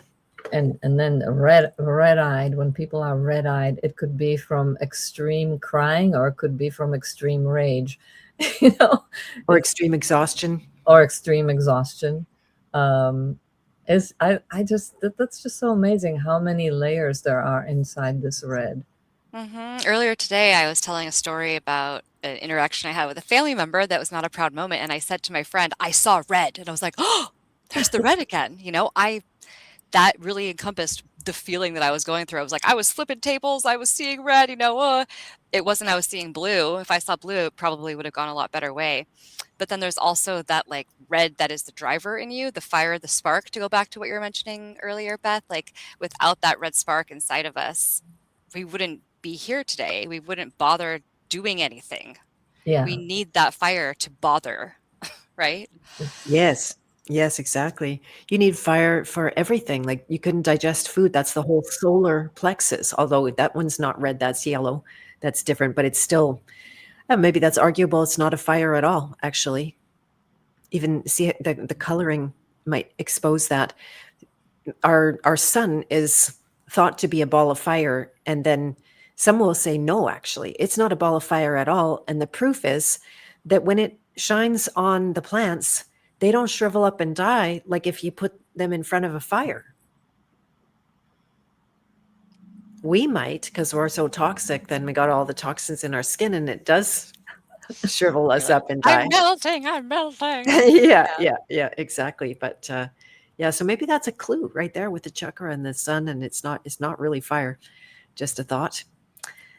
Yeah. Maybe. Ooh, I want to hop back for a second because that just gave me an idea about the Wizard of Oz. Do you mind? Not at all. Okay, so ruby. I was having a lot of synchronicities with the word ruby lately, and I love red, but I never think about the word ruby or the stone ruby. It's not really my thing. So eventually I was like, okay, what the fuck is up with ruby? Sure. And so I went down the whole learning about how ruby is, for protection and everything else that red stands for. Also really good for shifting your perspective and coming out of the hole that you've put yourself in, kind of just like bringing a different you outside of your skin and saying, okay, what about this? How does this feel? And I thought, what about the ruby slippers from Wizard of Oz? Like in the original Wizard of Oz in the book, they were silver slippers. They weren't ruby. They changed that just for the movie, which I think came out in 1939 or 40 or something like that. And allegedly they made them ruby red because of Technicolor, and they wanted to have that play against the yellow brick road. I don't know if I buy that, but the fact that there's this whole tie-in with the ruby slippers and Dorothy wanting to, or not wanting to, but having to find that journey within herself that she, could access home all along. But along the way, she's told by authority members, aka the wizard, that in order for him to help her find her own way home, she has to kill the wicked witch. So the I'm melting, this is what took me all here. She's got to murder someone she doesn't even know in order to go back home. She's not even trying to get a trophy or any accolade. She just wants to go home, man, right? And the fact that these slippers were turned into ruby red and they go into protection from psychic realms and darkness takes me back to the fact that the root chakra you would think is at your feet, right? But it's actually not. This is something I confuse often. Root, feet, no. And the fact that the red is actually in the middle of your body-ish and not right down to the feet, I think says that is really what we're all pulling from when we're trying to find our own way home, that we have to find that balance of authority within ourselves and respecting authority externally in order to really understand what home means for us, because there's so much push and pull between, we'll say just the red of our life. There's so many different shades to the red of our life. And what are we repelled by? Maybe that's something that we need to work with more, or maybe it's something from our past that we've already learned from that we're misremembering. But I think the fact that in the end, she just clicks her heels, and there's no place like fucking home, right? Everyone knows this. And she's home, and oh my God, the power was in her all along. That just, to me, speaks loudly of the root chakra in itself, And there's so many different ways you can go with Wizard of Oz, obviously. But that's something I'd never thought of before, so I know. That's brilliant. I love that. I wonder if the swapping of the shoe color was for the sake of the film, because red pops, unlike, silver could literally just look like gray in a background and fade into it. But I'll just jump in. I can tell Dagmar you have something you want to say, but I just had a revelation on this, and it's based on what you said, Dagmar, that you may love red, you may hate red, but you can't ignore red.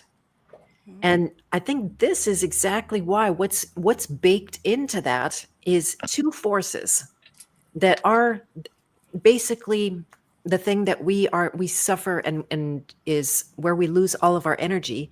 It's two forces. One is called attachment or attraction, and the other is called aversion or repulsion. And they seem so natural, but this is where we're not free. Right? We're attracted to the things we like. We push away the things we don't like. That's the hedonist, right? That starts to go in the shadow when you're only satisfying your desires and giving all your might to preventing what you don't want to be in life. And they're actually the same force. Attachment and aversion, they're the same. They're just going in two different directions. They're exactly the same energies.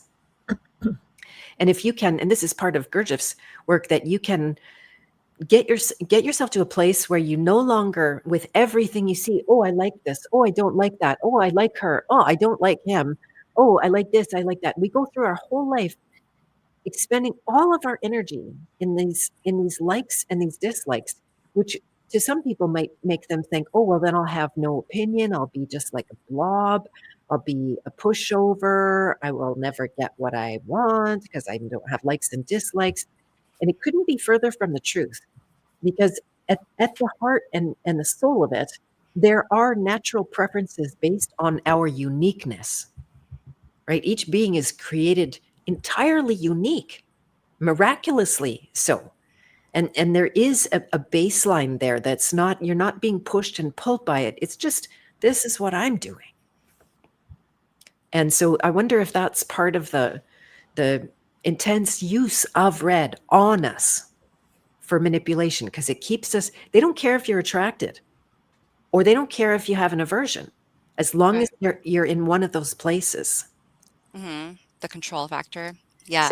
Same with the politics, right? They don't care if you love Trump or you hate Trump, as long as you got your attention on Trump. Right. And I would add to that also that the preferences, I like this, I don't like that, because most people don't have a Gurdjieff in their life or something really elevated to refer to and to dive into. So I'm just wondering if this whole system of just the preferences themselves are part of the spark. That to me the red captures the paradox is the struggle. That's our inner struggle. That's the spark where we come to a place of like struggle. It's like a free gift that we get. It's like a free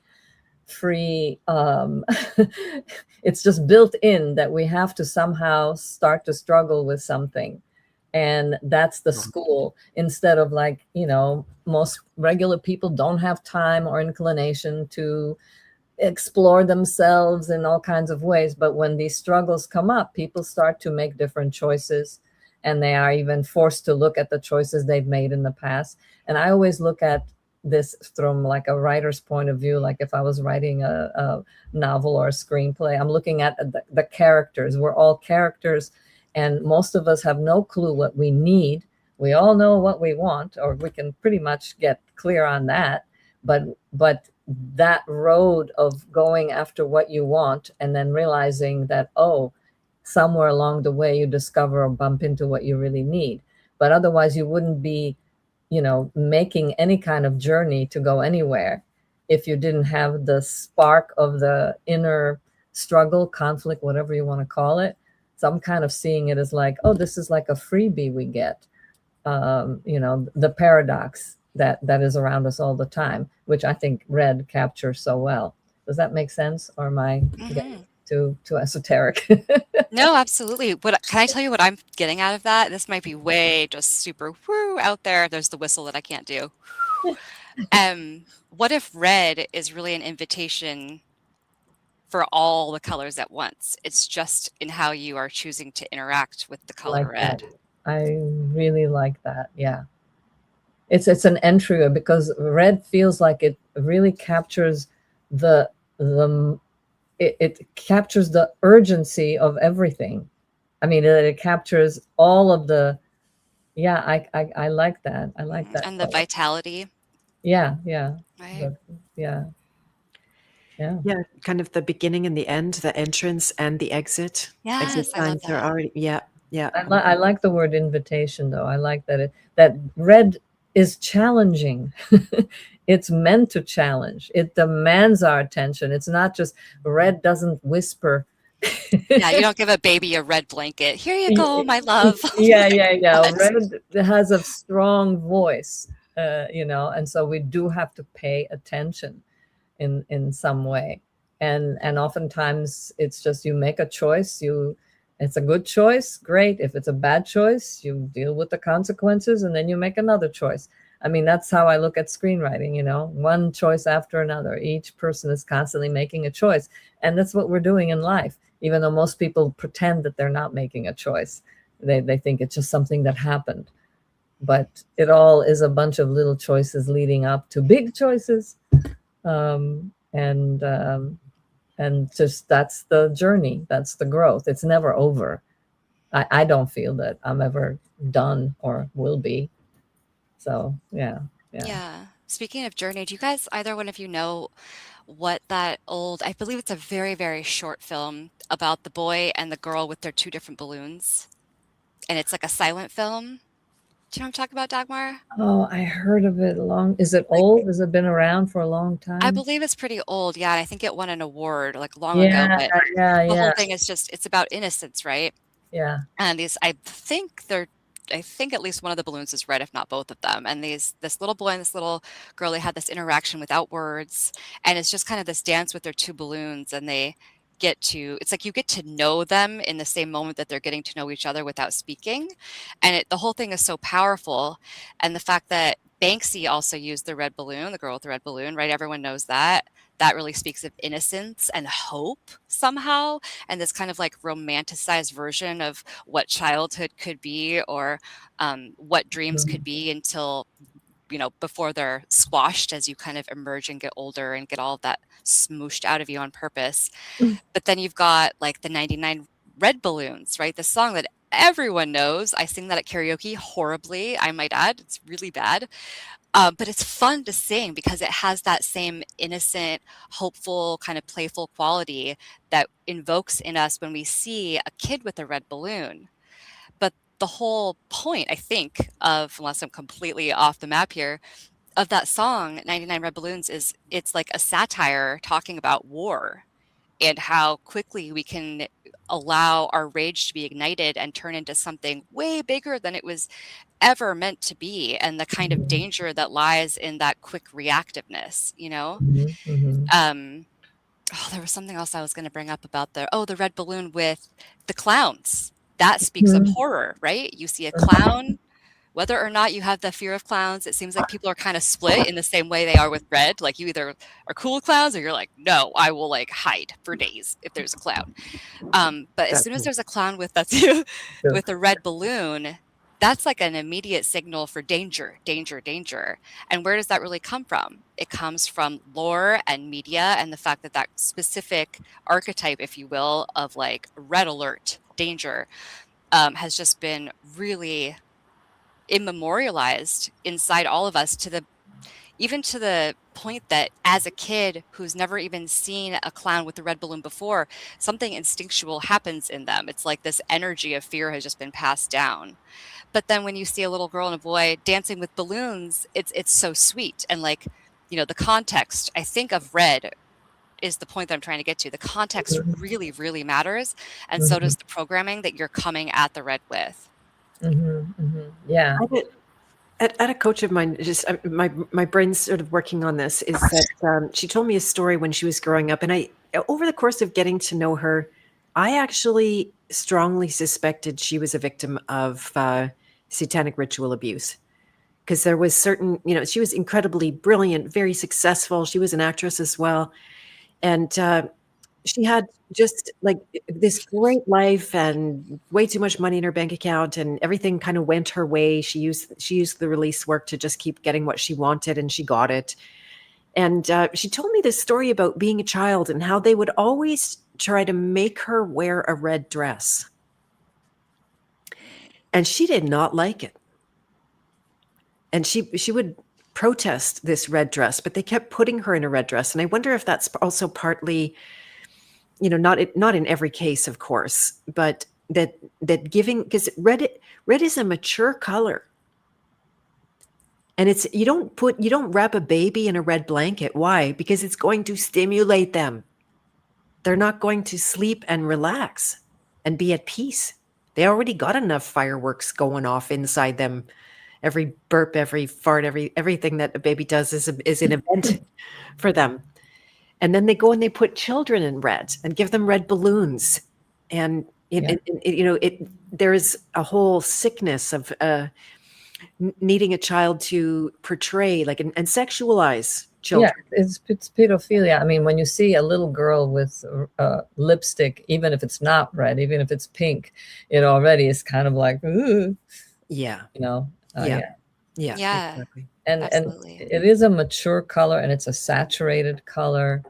And when I've seen it worn successfully, it's usually been by women who can, or men, but who hold that, who have that energy, who are congruent with that energy, whereas it's not wearing them, or they're not using it to hide or to project something that they're not. Like a red car, when a man hits a certain age, they get a red car, right?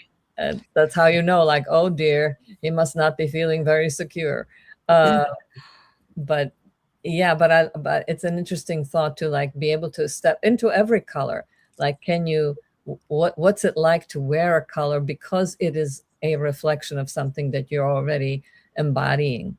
It's probably looks very different than it does on just anybody, Right. And if we track back a little bit, I was wanting to segue into the red letter, the scarlet letter, the brand of being, the harlot. Mm-hmm. And then here I promise to tell people why I don't wear red very much. And it's because of that I don't want to be branded as a prostitute. There was a time when I left the house as a young adult person, maybe teenager, and my mom said, "Are you going to dress like a prostitute again?" Like this, because I was going out dancing, I was going to the bar, I was going to meet friends. We were all, dressed up and looking our best and everything like that. And so this is they have, if it wasn't inherent in it, it certainly got projected onto this kind of the woman with no morals, a woman who would have sex outside of a marriage or outside of the purpose to procreate, and then you get the backlash, the cultural backlash that says, oh no, that's good, and women should have sex with whomever they want to, and it shouldn't have anything to do with procreation, and therefore gay sex is perfect because it's all about pleasure anyway. You're not trying to make a baby. And so I'm just really curious about this darker element of the branding of the harlot. I don't know if you guys have anything to add to that. Go ahead. First of all, I might need to take a 2-minute break to pee, because I know, Beth, you're like, don't hold your pee, it's really bad for you. You're poisoning yourself. You're right. Yeah, you're right. So that, but also I want to go back just a couple steps, no pun intended, but here we are back with the ruby slippers, because there's another old story, way older than the Wizard of Oz. I don't know how old it is, but it's called the Red Shoes. The red shoes. I was going to talk about that. Were you? Okay. I was going to bring up the red shoes. Okay. So we can both kind of tag team on this, because I'm trying to connect it with the harlot idea. And with Rudolph the Red-Nosed Reindeer too, somehow. Let me see if I can pull this off. Oh God. So the story of the red shoes, if you're not familiar with it, people, it's really dark. You can find the audiobook online. I haven't listened to it for a while, but it's interesting. And there's I'm going to ruin the story for you now, so tune out if you're going to read it. The basics of the story is that this little girl is an orphan, and I'm going to just call them her captors for ease, because that's kind of what they are. They want her to be very godly, very God-fearing, really subscribe to exactly what they're telling her to do. She wants to dance and choose playful and dancing over conformity and godliness, we'll say. And, of course, I'm like, dancing is godliness, but okay, we're going to go with the story here. And she eventually gets these red shoes, and she is cursed because of how she acted in a church by, I don't know, some evil emperor, I can't really remember, cursed to dance forever, endlessly in her red shoes. No matter what, she cannot stop. And she will dance and dance until she begs someone to make her stop. So eventually she does. She finds some kind of executioner guy, and he lops off her feet just so she can stop dancing. And she then goes kind of on this quest to, conform and to repent, if you will. But the red shoes with her severed feet, they keep dancing on their own. And I think that's really ties into like the archetype, if you will, of the harlot, because if you're a harlot at heart, girl, like you're just going to be that. It doesn't matter if you're wearing blue or red, right? And the idea of the harlot that I think is so like such a repelling energy for so many of us, we don't want to be perceived that way, because it's powerful, not in the way that we're told is powerful, right? Like it's got this seedy underbelly that is really disempowering, but It's really fake, it's fake power. fake power. Yeah. Pseudo power. Yeah. But I think the true harlot to go back to the root essence of the word, is that like childhood innocence and that like refusal to conform. We're just like, no, I'm going to play how I want to play. So I think there's a shadow side and a really dark or a really like beautiful side to the idea of the harlot. I'm just going to leave that there, and I'll leave Rudolph out because I want to hear what Dagmar has to say. Well, I was just thinking of this great book I read back in the 90s. I think it's called The Sacred Prostitute.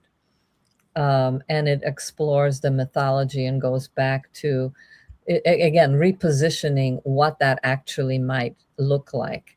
That it's not necessarily that actually there is tremendous power in that. If that's something you choose to do, that it can be, because the sacred prostitutes, they were the most educated, the most free, they had the most freedom in every arena, and men were at their mercy. And it's just a different world. I'm not saying that that's possible nowadays, but there's something about the whole concept of harlot, prostitute, whore. It's the biggest insult, and yet it has one of the biggest gifts in that archetype, is a gift that I feel our culture is starved for, which is the open, receptive feminine that is absolutely in the body, that is not separated or intellectually idealize itself out of the body. And so in a way nowadays, like if you go to a strip club, I feel like some of those women are holding that energy in not a sacred way, but I actually went to this. I used to do this where I would go to strip clubs and I would watch the women, and I could feel that one or two of them, they had something that they knew they knew something else. And I would talk to them afterwards and I'd say, are you aware, what you're doing up there? Like, is this, and I was shocked, but they are, at least the ones that I sensed were like, they understood that they were providing something that is just not anywhere in the world, which is an open feminine, and most women can't afford to be open because we haven't had, it's just as hard for men to find a woman who will receive them, just as it is for women to find a man who can respect and protect them, that combination. So I think that's an energy I'd love to explore more, and to reposition it, just like you're repositioning the hedonist repositioned the harlot. Oh, we got the two H's. Yeah, exactly. But to take it deeper, not just stick with the with the obvious. Yeah. But if you want to see a fantastic film, it's called The Red Shoes, and it was made in the 60s by two men. I can't remember their name. I could look it up, but it's based on that story. But there's a real ballerina in it, and it's the not being able to stop dancing and what that costs. It's a really well done. It's a very long film, but it's worth seeing. It's a classic. It's a real classic. And it's called The Red Shoes. The Red Shoes. Well, Yeah. maybe that'll make a good House of Free Will movie event, although really long ones maybe not as much. Yeah, but it's good. It's really worth seeing. I would see it again. Nice. I was going to respond to what Dagmar said. Do you need a break, Marisa? Oh yeah, I'll be right back. Okay, sounds good. So it was the sacred prostitutes in India. They were called the Devadasi. Mm-hmm. The temple. They were also temple dancers. And you were talking about temple dancers earlier. I'm not sure if they're exactly the same, but they had very high status. Yeah. Right? They weren't considered to be red light district. Hide. There was no shame in it. It was an honor for a family to give a child to the Devadasi and have them be cultured and educated in that line. So it was, it had a totally different, a different twist than what we think of to be prostitution, all sort of shrouded in shame. And it's interesting. I've studied the prostitute archetype quite a bit. And I have a whole course that dedicates it to one of the 5 archetypes is the prostitute. It's another one of those words that you just saying it, you feel like something wrong happened. Like before we'd give a class, I would have to practice saying prostitute, right? Like it just didn't come off my tongue. And it is, I think, highly nuanced. Listening to you speak, right? There is something there, and Marisa said it too, in terms of the light side of every archetype, the harlot itself. It's not all in the darkness. That's the cultural projection of it. But I'm just relating it to Gurdjieff's work like I do to everything now, because it relates to it. It really does give me language for things that I perceive inside. And there's something about this, because the backlash to the very strict, puritanical, like you shouldn't have pleasure, you shouldn't enjoy your body, you shouldn't enjoy somebody else's body, you shouldn't be in the flesh. The flesh is a low class kind of thing. Spirit is high and right, and the body's low and bad kind of thing. So this is also a very skewed kind of place. But the backlash to that has been to aggrandize sense experience and sensual pleasure and all of that. Like, so again, I just always see the pendulum that you go from either this cut yourself off. Here comes Marisa again. Cut yourself off at the neck, right? This is a lot of spiritual people did. I did this myself, and I just ignored everything from here down. It was all just here up. And that was a very great damage. I abandoned my body in the process. It got very sick when I wasn't there. Right. So I just came to this, that say Gurdjieff would say with negative emotions as an example, and I think I can apply this to everything, that you should neither express them or suppress them. And this is a conundrum, because people are in that place. You think there's only 2 options. Either you let your red rage go, or you swallow it like poison and have it torture your system. And this is just to finish my thought, Dagmar, that the expression of this archetype of the harlot or the prostitute compared to the suppression, they're just 2 extremes, both of which will end up being a loss of energy and a loss of awareness and an added mechanicalness to the process. But what is the alternative to expressing and suppressing? This is the deep study. Because it's not, again, I agree, suppression doesn't work, but suppression doesn't work, but the expression is also, it ends up being like just catharsis of kind, or that's where it goes, indulgence, which is very celebrated. I have friends that are like, oh, wear the red dress every day, and have as many partners as you like. We're here for the joy and the beauty and the all of these pleasures of life. There is some truth in that, but that it very easily gets off the rails. So anyway, that's what I read. Yeah. Yeah, and then you have the red poison apple, right? Let's talk about the apple, the forbidden fruit. Right? The forbidden fruit, yeah. Yeah. What were you going to say, Dagmar? Well, I was just going to say that, I mean, Gurdjieff is a man, and I don't care what he says. He's still a man.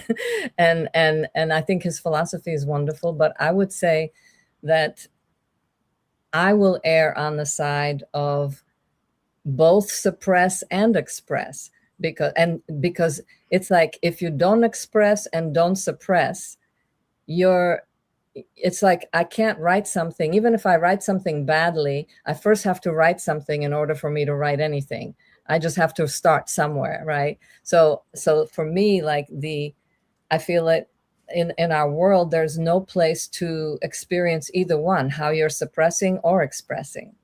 So my little quiet school here in my little room is more towards the experience, having the experience, whether it's suppressing or expressing, but not just.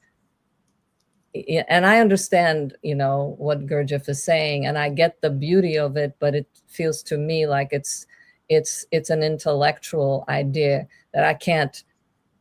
To feel suppression or to experience it, I have to do it. I can't just mentally be saying I'm not going to suppress, or in order to not express, I have to also express, so that I know what it's like that, there's a purpose to every emotion somehow. And so that would be my 2 cents around that idea. Do you guys think that the idea of do no harm would fit in there when you're deciding whether you express or suppress, that just to have that kind of course. Yeah. I mean, moral code of do no harm to yourself or others, and then you can play with the red? Yeah. I mean, of course, that's like a given. I'm assuming that anybody who's listening to this or is here is already that kind of person who's obviously not going to, I'm not talking to criminals and who are going to take advantage of one another. But I just think that if you're a human being who's thoughtful and have come to this podcast where we're like philosophizing and breaking things down and agreeing and disagreeing with ourselves, that you have enough capacity to be able to experience and see and witness yourself in, experientially, not just hypothetically, if that makes sense. But we need community for this. And this is where Beth's work is so great, because you create community, where people can feel themselves, hear themselves, express themselves, or feel how they're not expressing themselves. But it's a special environment. It gets a little bit lost because, say, like the context of Gurdjieff saying that, and his focus was on the emotions. He was not an emotionless. I mean, I don't know him, and I didn't know his experience or anything like that. But if you couldn't have emotions, you couldn't do his work. So it was front and center. And it is specifically about the negative emotions that he's saying, don't suppress and don't express, because both are unconscious. Mm-hmm. Suppression is never a decision. It happens. It's like when you swallow something, you've done it before you could even think about it. Same thing when you go to express a negative emotion. Somebody does something to you and you get mad. You're mad at them and you're angry, and you decide, I'm just going to tell them that they're a piece of shit, or whatever. I'm not saying you guys would do that, of course, just that, there's, or you would want to, there's an inner expression, which is still an expression of the negative emotion, even if you zip your lips. Right. And so these are two unconscious sides of the same coin. And it's not about that I shouldn't be talking right now, or this flower shouldn't be as red as it is, or, it's not is not on that level. And I'm trying to get back to even why I was, just in terms of how the pendulum of these experiences, where when there's the judgment and the criticism and the feeling like the prostitute is immoral and debased, and then they come along and they're like, oh no, they're like the goddess and the queen and the highest life form. Like, who knows, even the story about the Devidasi could be another projection in like just a knee-jerk reaction to the other kind of projection that was going down. And there is a place. So this is not, he's not setting up the impossible, because when you don't suppress a negative emotion and you don't express a negative emotion, that's where the magic happens. And you don't become like a nothing, or you don't become dead in yourself, or you don't become lifeless because of it. Actually, you're much more full of life, and your creative capacity would explode, because the expense of both suppressing and expressing negative emotions is very, very high and doesn't leave the energy behind. So I'll leave that alone for now, and we could go on. What was our next thing we were gonna? Do we have another topic on the horizon already? I don't think so. Not okay. Yeah, I don't think so. Well, I was going to talk about back to blood and bloodlines. Oh, I was hoping we would go back here. Great. Yeah, and we got all kinds of things around blood. We got the menstruation, right? We talked about bleeding out quite a bit already. the like the blood of injury and the blood of the threat of death around that. But blood is considered to be something, right? Say, look at the people who run the world in a really sick way, and their addiction to keeping a bloodline pure, quote unquote pure, whatever the heck that means. And then they called themselves the blue bloods, which might very well point to the fact that they didn't have healthy oxygenated blood. Right? Venus blood is blue. Well, also blue is closer to copper, so they might have had high copper blood. Right, exactly, which would be a kind of sickness, and there's a lot of birth defects keeping that bloodline pure. Nature thrives on diversity, especially genetic diversity. Diversity. Happy I like your new word. Happy diversity. So anything you guys want to talk about with that? Like, it's a little bit more like the thought of red. Yeah. The implication of red. And Yeah. the bloodlines. You want to go, Dagmar, or me? No, you go ahead. Okay. Interestingly, this goes back to the red shoes, and there's more of the thread there. So for anyone, I'm sure everyone that's listening or will listen is familiar with the Red Shoe Club, which is like the... No? Beth is shaking head. Okay, so there's a, quote, conspiracy theory that as people call them, the elites, I like to say the deletes because I'm annoying, the worldwide deletes, that they wear, and once you see this, you can't unsee it. And yes, people wear red shoes. I've worn red shoes, although not today. So I think maybe Dagmar, you might be in the Red Shoe Club. So like, alert, alert, alert. Oh my gosh. But they will intentionally wear red shoes to kind of let each other know as a, hey, what up? Like, I'm in the club, right? Of this ritualistic blood sacrifice, no good, nefarious, insidious buffoonery that they're all participating in for the sake of whatever it is, whether it's to keep the bloodline pure or for ultimate power or whatever, right? So there's a whole mess of the internet where you can read about the Red Shoe Club. But what's interesting is that this ties back into clowns too, actually. And there's the whole idea that clowns are Nephilim, and I don't know if I'm 100% on board with that, but it's fun. So the Ronald McDonald House, which is, for underprivileged families, the emblem, or the emblem is not the word. What's the word? The logo? No. Mascot is a terrifying clown named Ronald McDonald, and he's got these giant red shoes. Right. So, and the red nose, which people keep pointing out. Go ahead. Right. Yeah. The red nose of an alcoholic. No.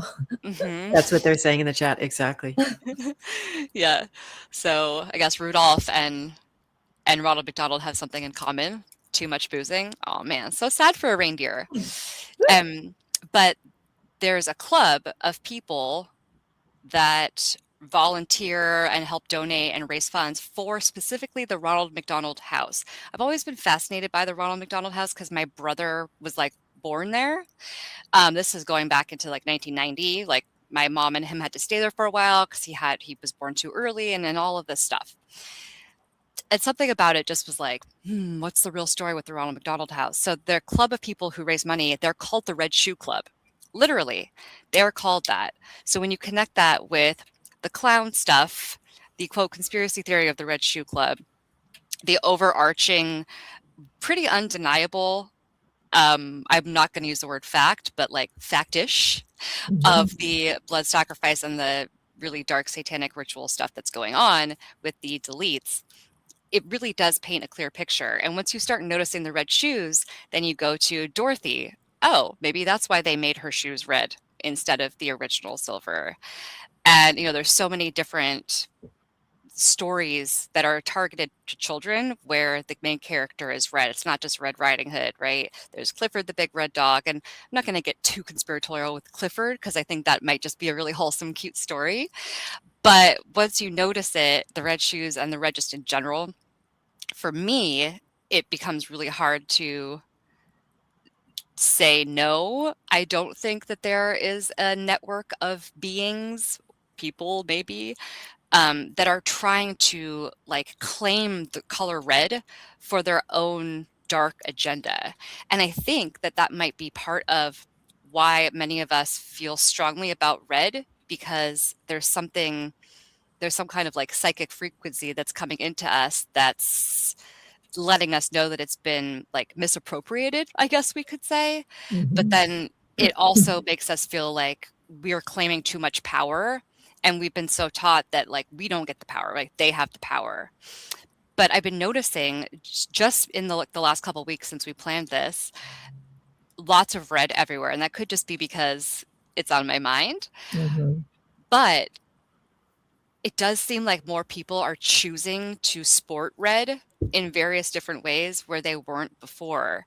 And I think that the invitation, I'll use the word again, here is to find a way to make friends with red in a way that makes sense for us, because the way that red is being used as a weapon against us and as a signal for really dark shit, it's like the color red deserves better than that, right? Like the color red deserves a happy, loving home where it can be proud of itself instead of just this tool for darkness. So yeah, I just invite people to look for the red shoes and pay attention to how the clowns connect with the red and the childhood stories, because woo, girl, it is dark.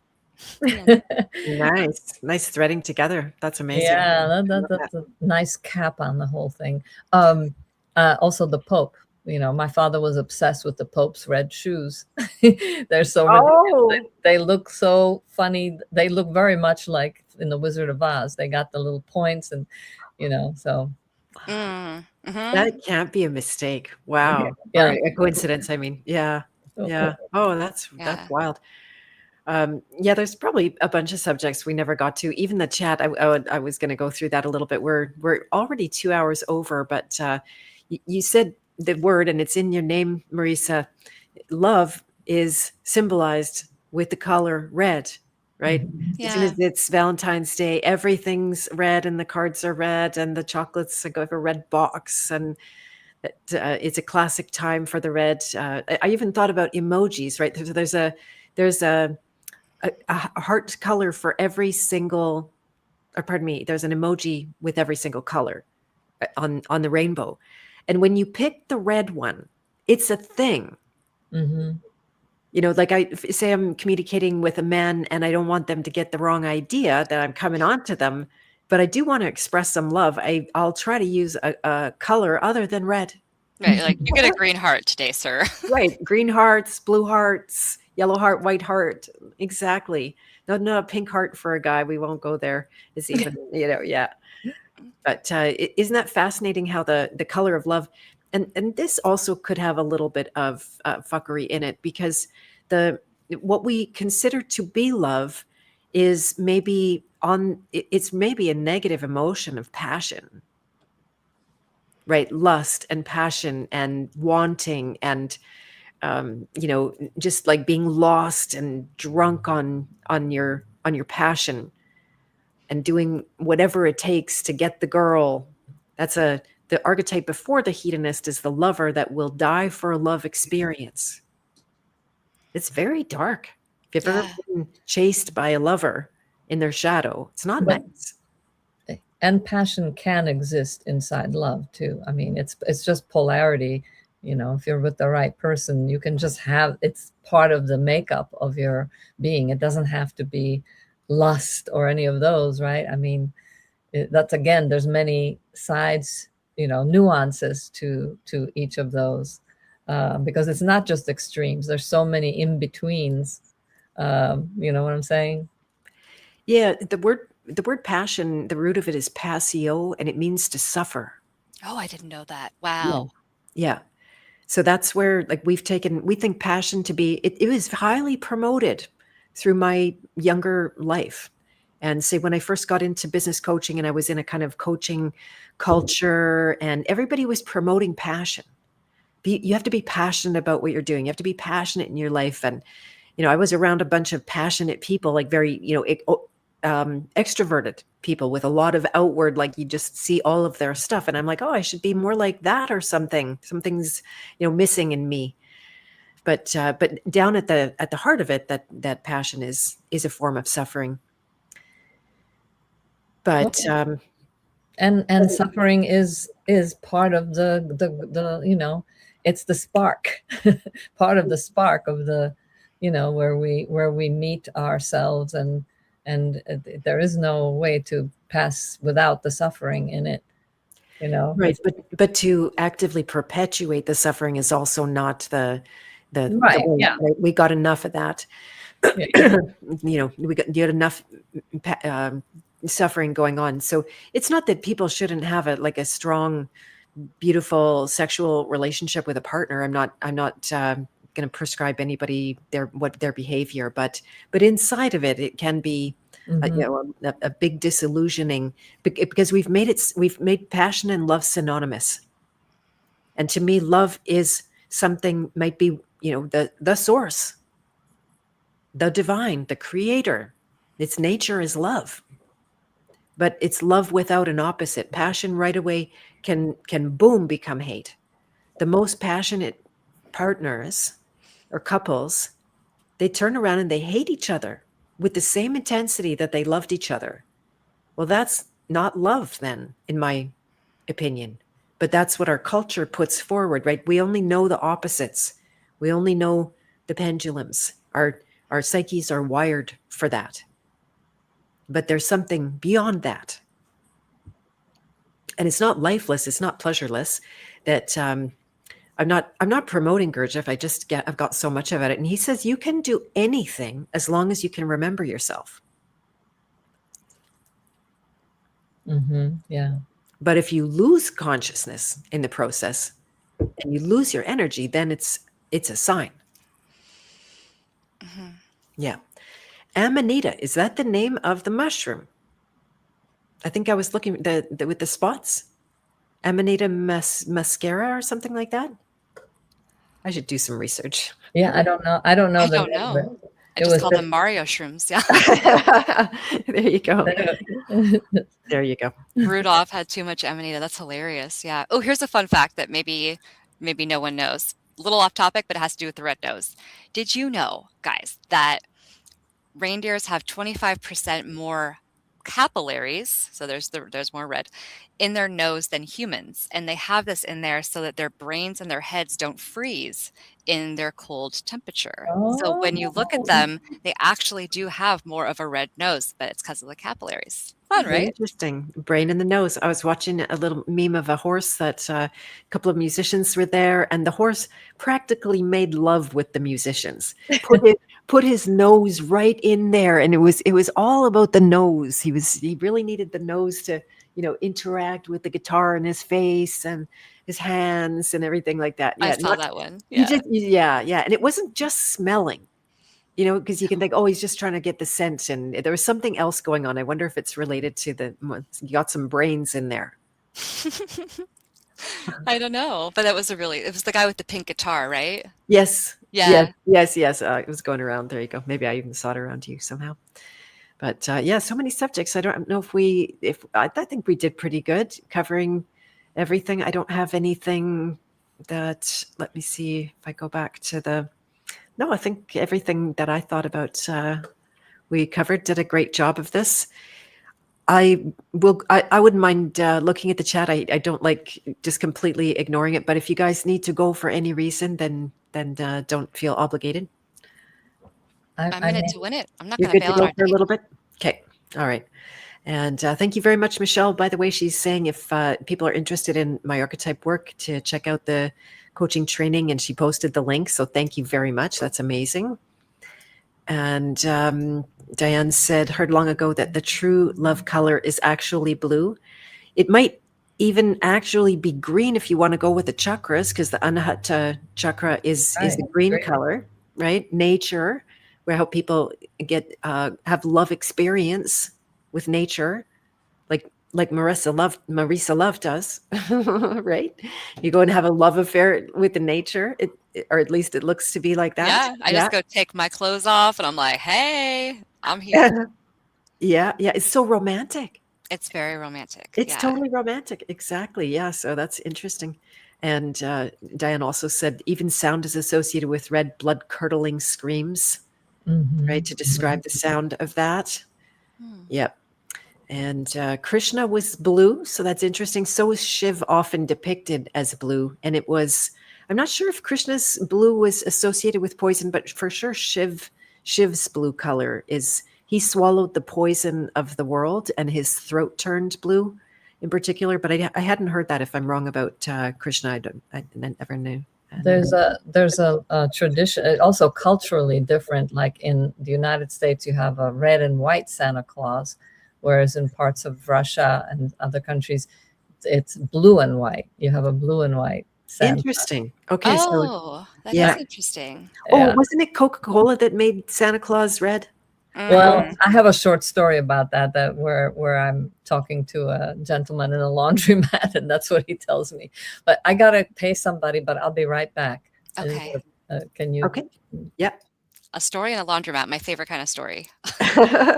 This is There great. you go. Yeah. So the Coca-Cola Santa, I believe that is just a fun story.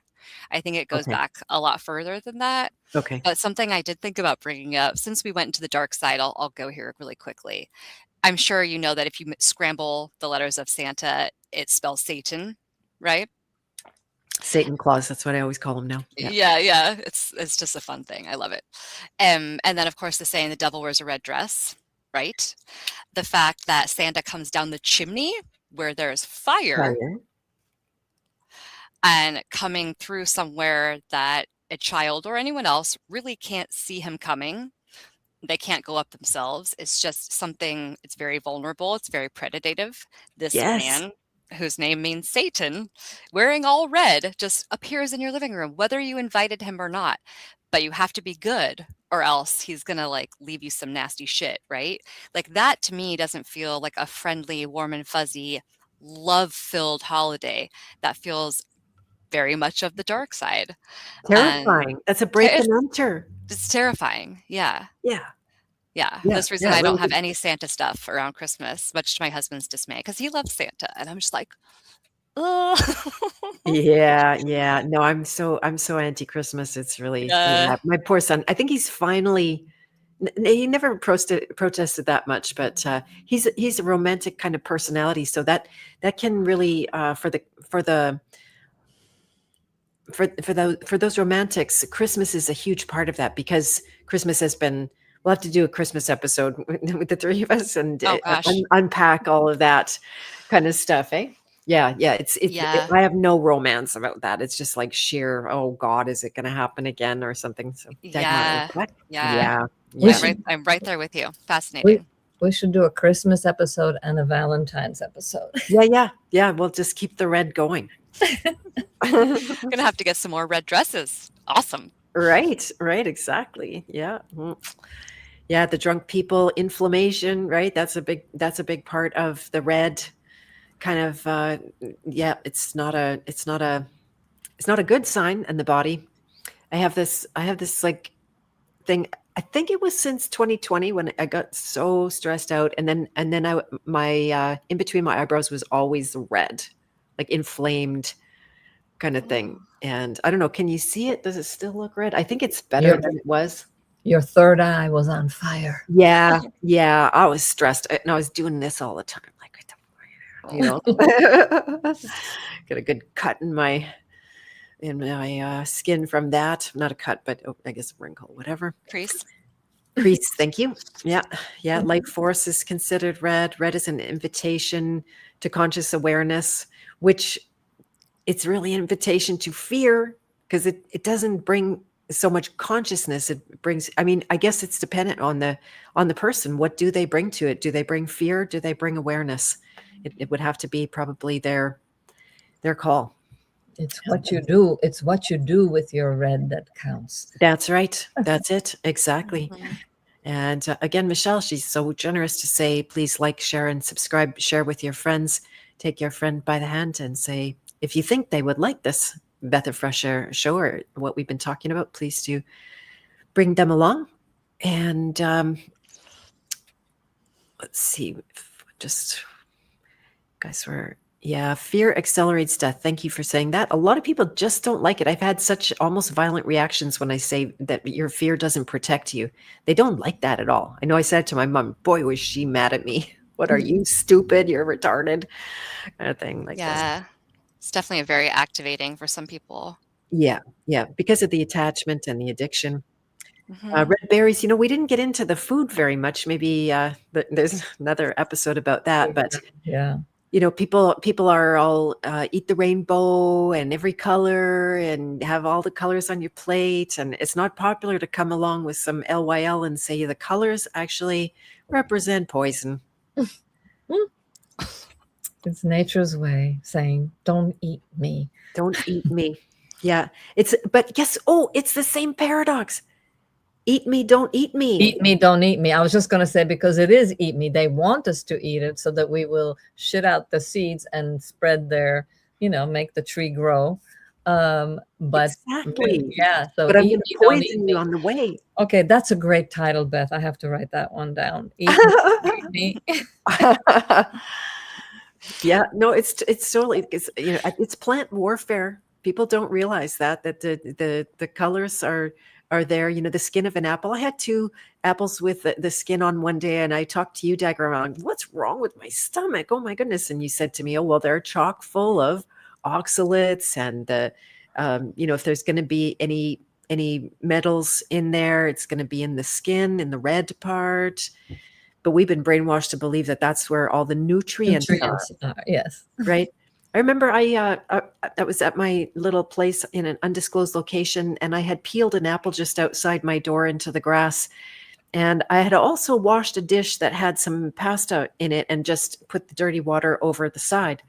And when they brought the dogs by for a walk, the dog dove in to this little patch where I had spilled both of these things. And I thought, oh, cool, he's eating the apple peels.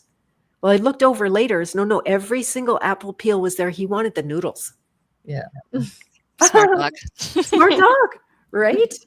Yeah, they wouldn't have anything to do with the apple peel. Yeah, I know. And when I leave my apple peel outside, it takes forever. I'm like, come on, raccoons, you've got to have something. Right. Yeah, there's a little bit of apple on there. Can't you get with it? Yeah, I know.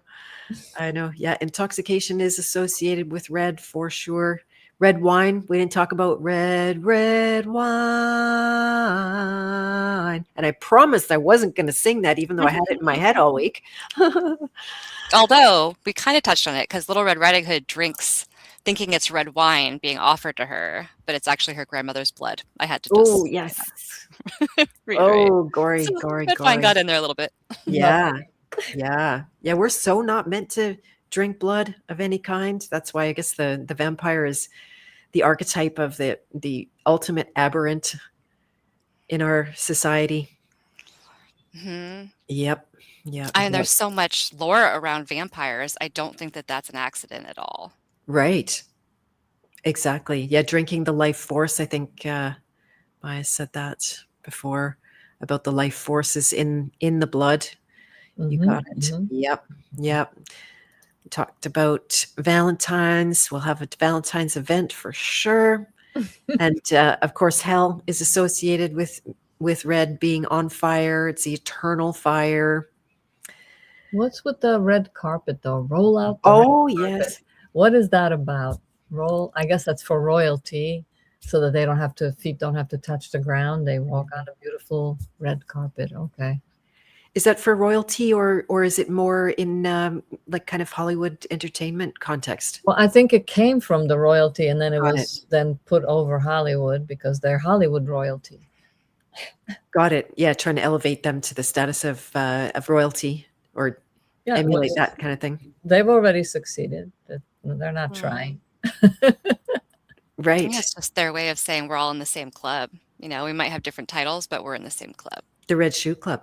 The Red Shoe Club. Yeah, there you go. I have a lot of red carpets actually. They're fading because they're getting too much light. Oh, And red carpets, nice. Yeah, I inherited them. I would never buy red carpets, but I was part of a rug club. Speaking of a shoe club, I was a part of a rug club. I had a friend with a very bad rug buying habit, and he would go to countries like India and Nepal and get way too many carpets. He couldn't do anything but store. So he created a club where we all bought in for a certain amount of money, and then it's somewhat. I haven't lost or gained a carpet for a long time, but you could all of a sudden someone would go into the library and go like, okay, I want that one now, and you'd have to swap out for a different carpet. Yeah. Oh my God, that's so fun. It is really fun. Yeah, he's a collector, but he got lucid that there wasn't anything he could do unless, just the buy and sell. It didn't hold the interest for him. So we had a club. Haven't heard for a long time about that. And Miss Elisa was in the house with her red hearts. And Michelle is saying deprogramming is imperative step in healing. The programming thrown at us externally and then replayed internally keeps us running in circles. Deprogramming cleans the canvas of perspective. Nice, very poetically said. Lovely. Yep. Allie was defending beliefs. She said that's what kept her alive. She should be dead. So there is, sometimes now I would challenge that, Allie. Is it the belief that kept you alive, or was that you? Right? Does the belief really have any power, or was the power you gave it? So I'm a pain in the neck. No, that's for vampires, Beth. No. Good point. Good point. You're just a hedonist. Yeah, I get pleasure. You're a hedonist, and I'm a harlot. Oh no, I'm gonna take this red dress off. Oh no, I'd be naked. Bad idea. Yeah, she said, my belief that I wasn't dying after your birth almost killed you. Interesting. Yeah, so she's pointing the she's showing the paradox of nuance, it. the Exactly. paradox. Yeah, exactly. Yeah, the belief that you weren't dying almost killed you. Yeah, that's what everybody was afraid of when I had a home birth. They thought that I was just completely in denial about the dangers. And I wasn't. Maybe I was. Maybe I got lucky. I don't know. I definitely don't think every birth is an emergency, a life and death emergency. But a lot of people, I mean, a lot of my grandmothers that were related to my great grandfather or great grandmothers, that all of them died in childbirth. Wow. Oh, Yeah. No, I think he had some like 8 wives because they all died having a baby. Yeah. Wow. Yeah. Insane. Yeah, that's amazing. And it was normal. Yeah. Yeah.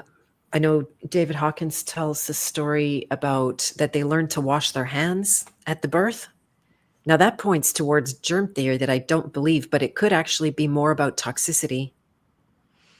Like having toxicity on your hands and then introducing it to a very, vulnerable, open woman.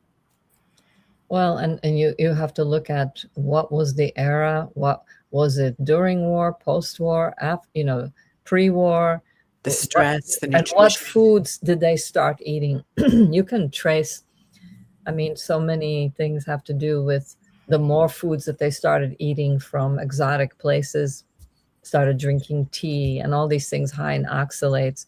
Those are the things that bewilder doctors when a woman doesn't stop bleeding, for example. It's because the placenta collects all the poisons, but also like a third liver, it collects oxalates, which are very sharp. Uh-huh. So Hmm. sometimes women who have, just modern women who are on a very high oxalate diet, if they're into superfoods and all these goji berries and chocolate and all that, and oftentimes the doctors will say, we don't know why, you're just bleeding a lot. So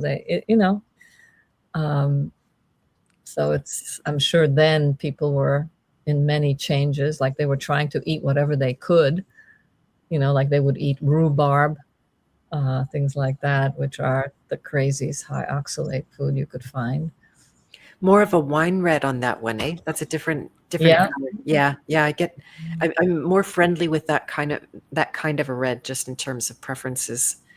A little more purpley kind of a red, but yeah, and I gorged on that. I poisoned myself big time on rhubarb. I was romantic about it. I had a childhood.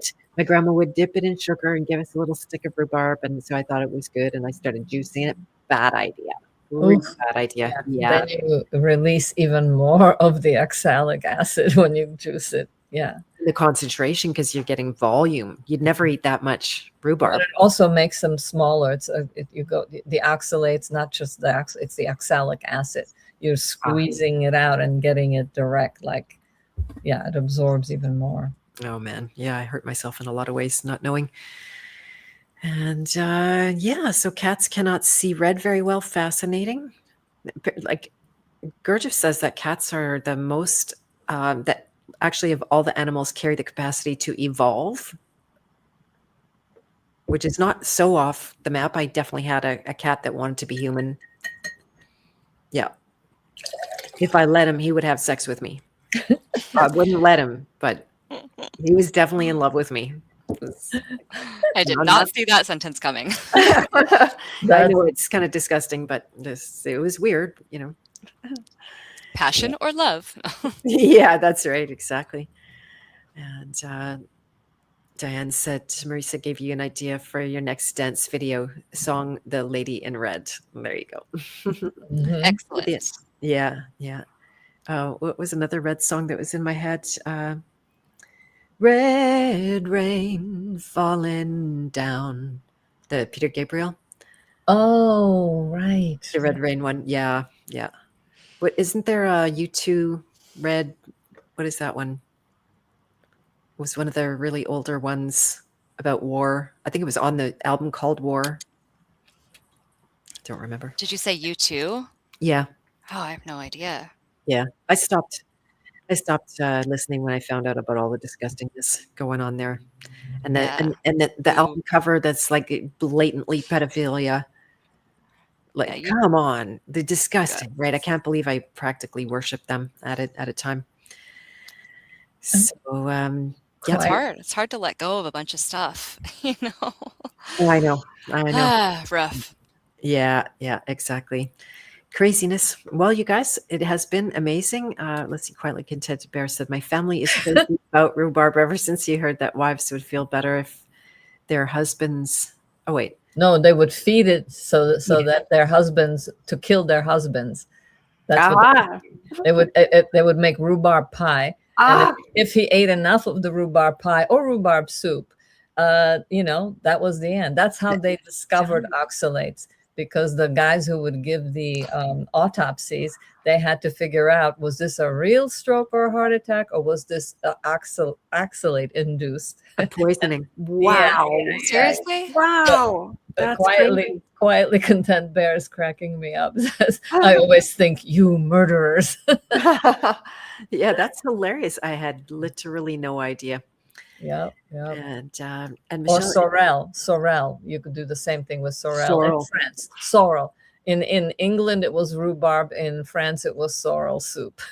No kidding. Oh, I was romantic about sorrel too. I was growing. I have a sorrel bush in my garden. Now it just sits there, and the deer do eat it, so they obviously are able to work through the poison. They're a totally different herbivore gut. They only eat plants, but It goes in their liver. They store it in yeah. their fatty tissues, and Mhm. I don't think, I haven't interviewed a deer lately, but they don't look very happy.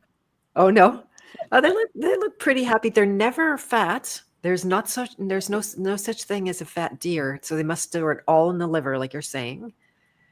And yeah, no, that's all they eat is all of the vegetables. So I have a beautiful patch of green melons that are the honeydew version, which are, as far as I understand, the lower toxin version of all of the melons compared to watermelon or cantaloupe or something like that. Hmm. And the deer come and they're nipping at the outside of the cage that I built for them, and they're just trimming it, making it keep it a square because the plants are all busting out and they're going for the gold. But yeah, I've got a ton of beautiful melons already starting, not ripening yet, but there are some good sized ones. Pretty excited That is about that. exciting. I know it's fun. And Michelle is promoting one of my favorite students and clients that I've got to know and who's done my training, that she makes really amazing hats. And there's a link there to Telegram. I do love her hats, and some great posts have been coming out lately. So you should go and get one. I have one. It's a winter hat, so I'll show it to you guys at Christmas. How's that? Yeah, ladies in red. What a hot episode. Excellent. I'm so glad you could make it live. Diane, that's super fun. You could share it with us. All right. Well, I think we'll go into our history here with the episode Reddit number 40. Woo. Thank you for the sound effects. Otherwise, that would have sounded lame. Yeah. 40 is a lot, and not very many at the same time. Isn't that funny? This is my, I think, 433rd live stream overall since the time I've been doing this. Wow. That includes a deleted channel, but everything is available somewhere. And if you go and you find an old episode that is not on YouTube or something like that, put your hand up. I can likely find. I've kept all of my episodes for my own archives, knowing that those platforms get mucked with. So, yep. And you are welcome, Dagmar. Yeah, she's very talented, actually. Beautiful. I liked especially the purple one that you're. Did I even share it or just comment on it this morning? My favorite purple, speaking of purple, which we didn't that much, just red and blue. So thank you so much, Marisa and Dagmar. This was the ultimate pleasure. Yes. A kind of healthy, hedonistic pleasure, big heart there, Yes. Marisa, right? That we are here to inherit the earth. That's, or at least one of the reasons that we're here. It's not to deny ourselves the beauty and the pleasure of life that could be had consciously. Yeah, what a joy. Thank you, both of you, to share the screen with just your liveliness and your presence. It's a really special gift. I had a feeling you guys would get along famously, and it was true. Yeah, thank you Yeah. guys both. I loved, I feel like we've been swimming in red for a couple hours, and that, I dig it. It's fun. So thank you so much. I'm curious what the after effect is going to be. Right? That's Yeah. crossed my There will be mind. one, right? Yeah, we'll have to Every- keep in touch. Report back. Yes. Every deep dive is an impression of sorts, and a digestion will take place after the fact. So yeah, I'm curious. Definitely keep me posted. And anything you guys want to share about what you're up to before we start closing out? Just living. I mean, I'm creating. I'm happy to be here, and I'm working on a screenplay now, and just happy to share the space. To me, this is creating.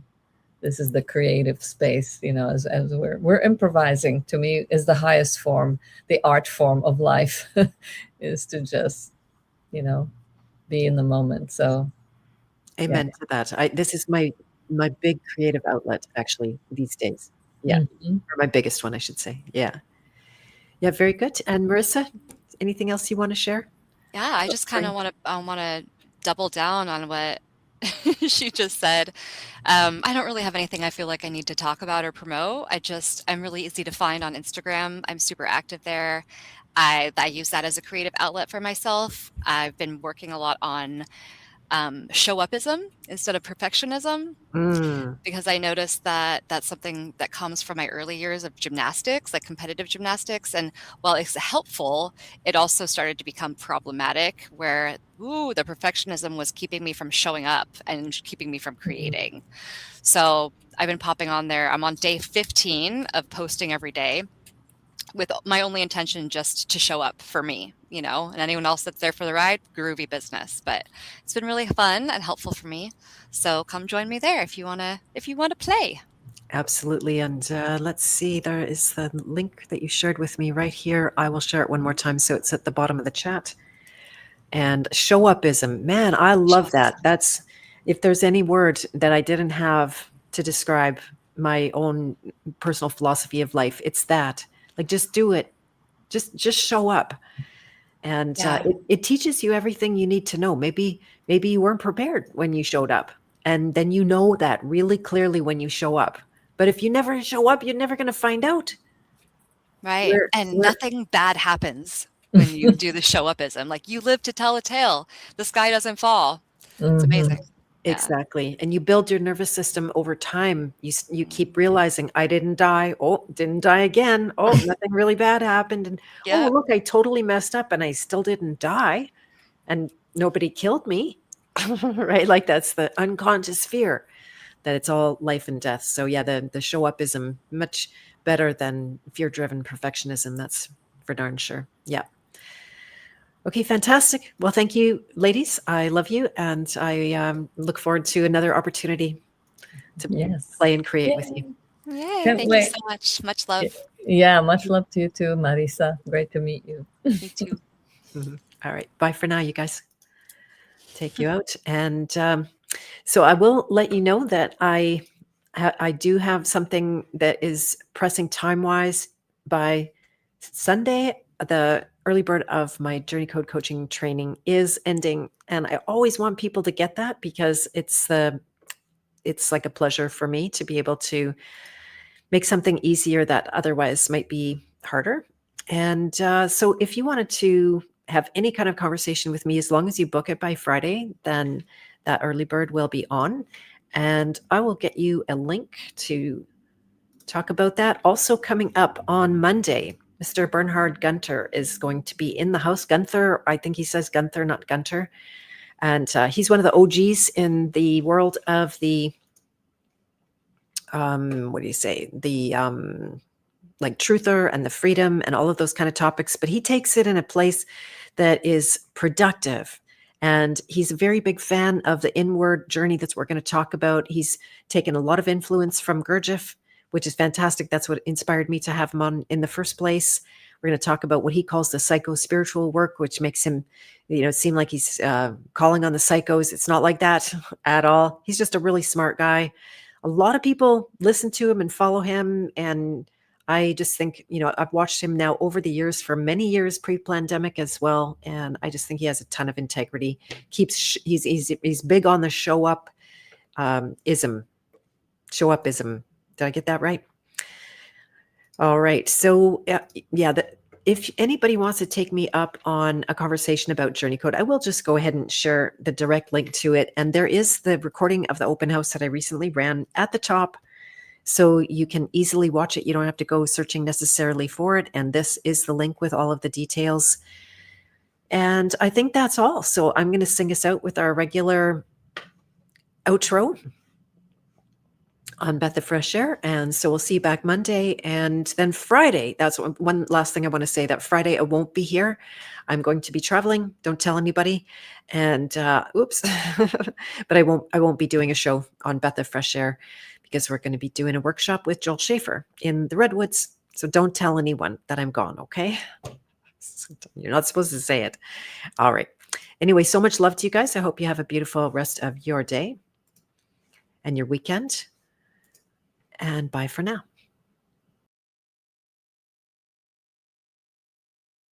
Oh, my true guide, Lord and supporter of all, forever free from identity. Be well, I'm dwelling in you. Be well, I am dwelling in you. Be well, I am dwelling in you.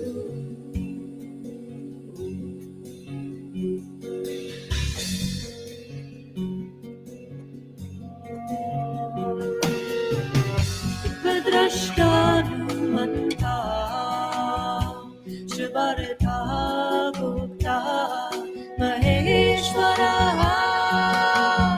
Paramatme Dijabiyokto Deyasmin Purusha Para Deyasmin Purusha Para Deyasmin Purusha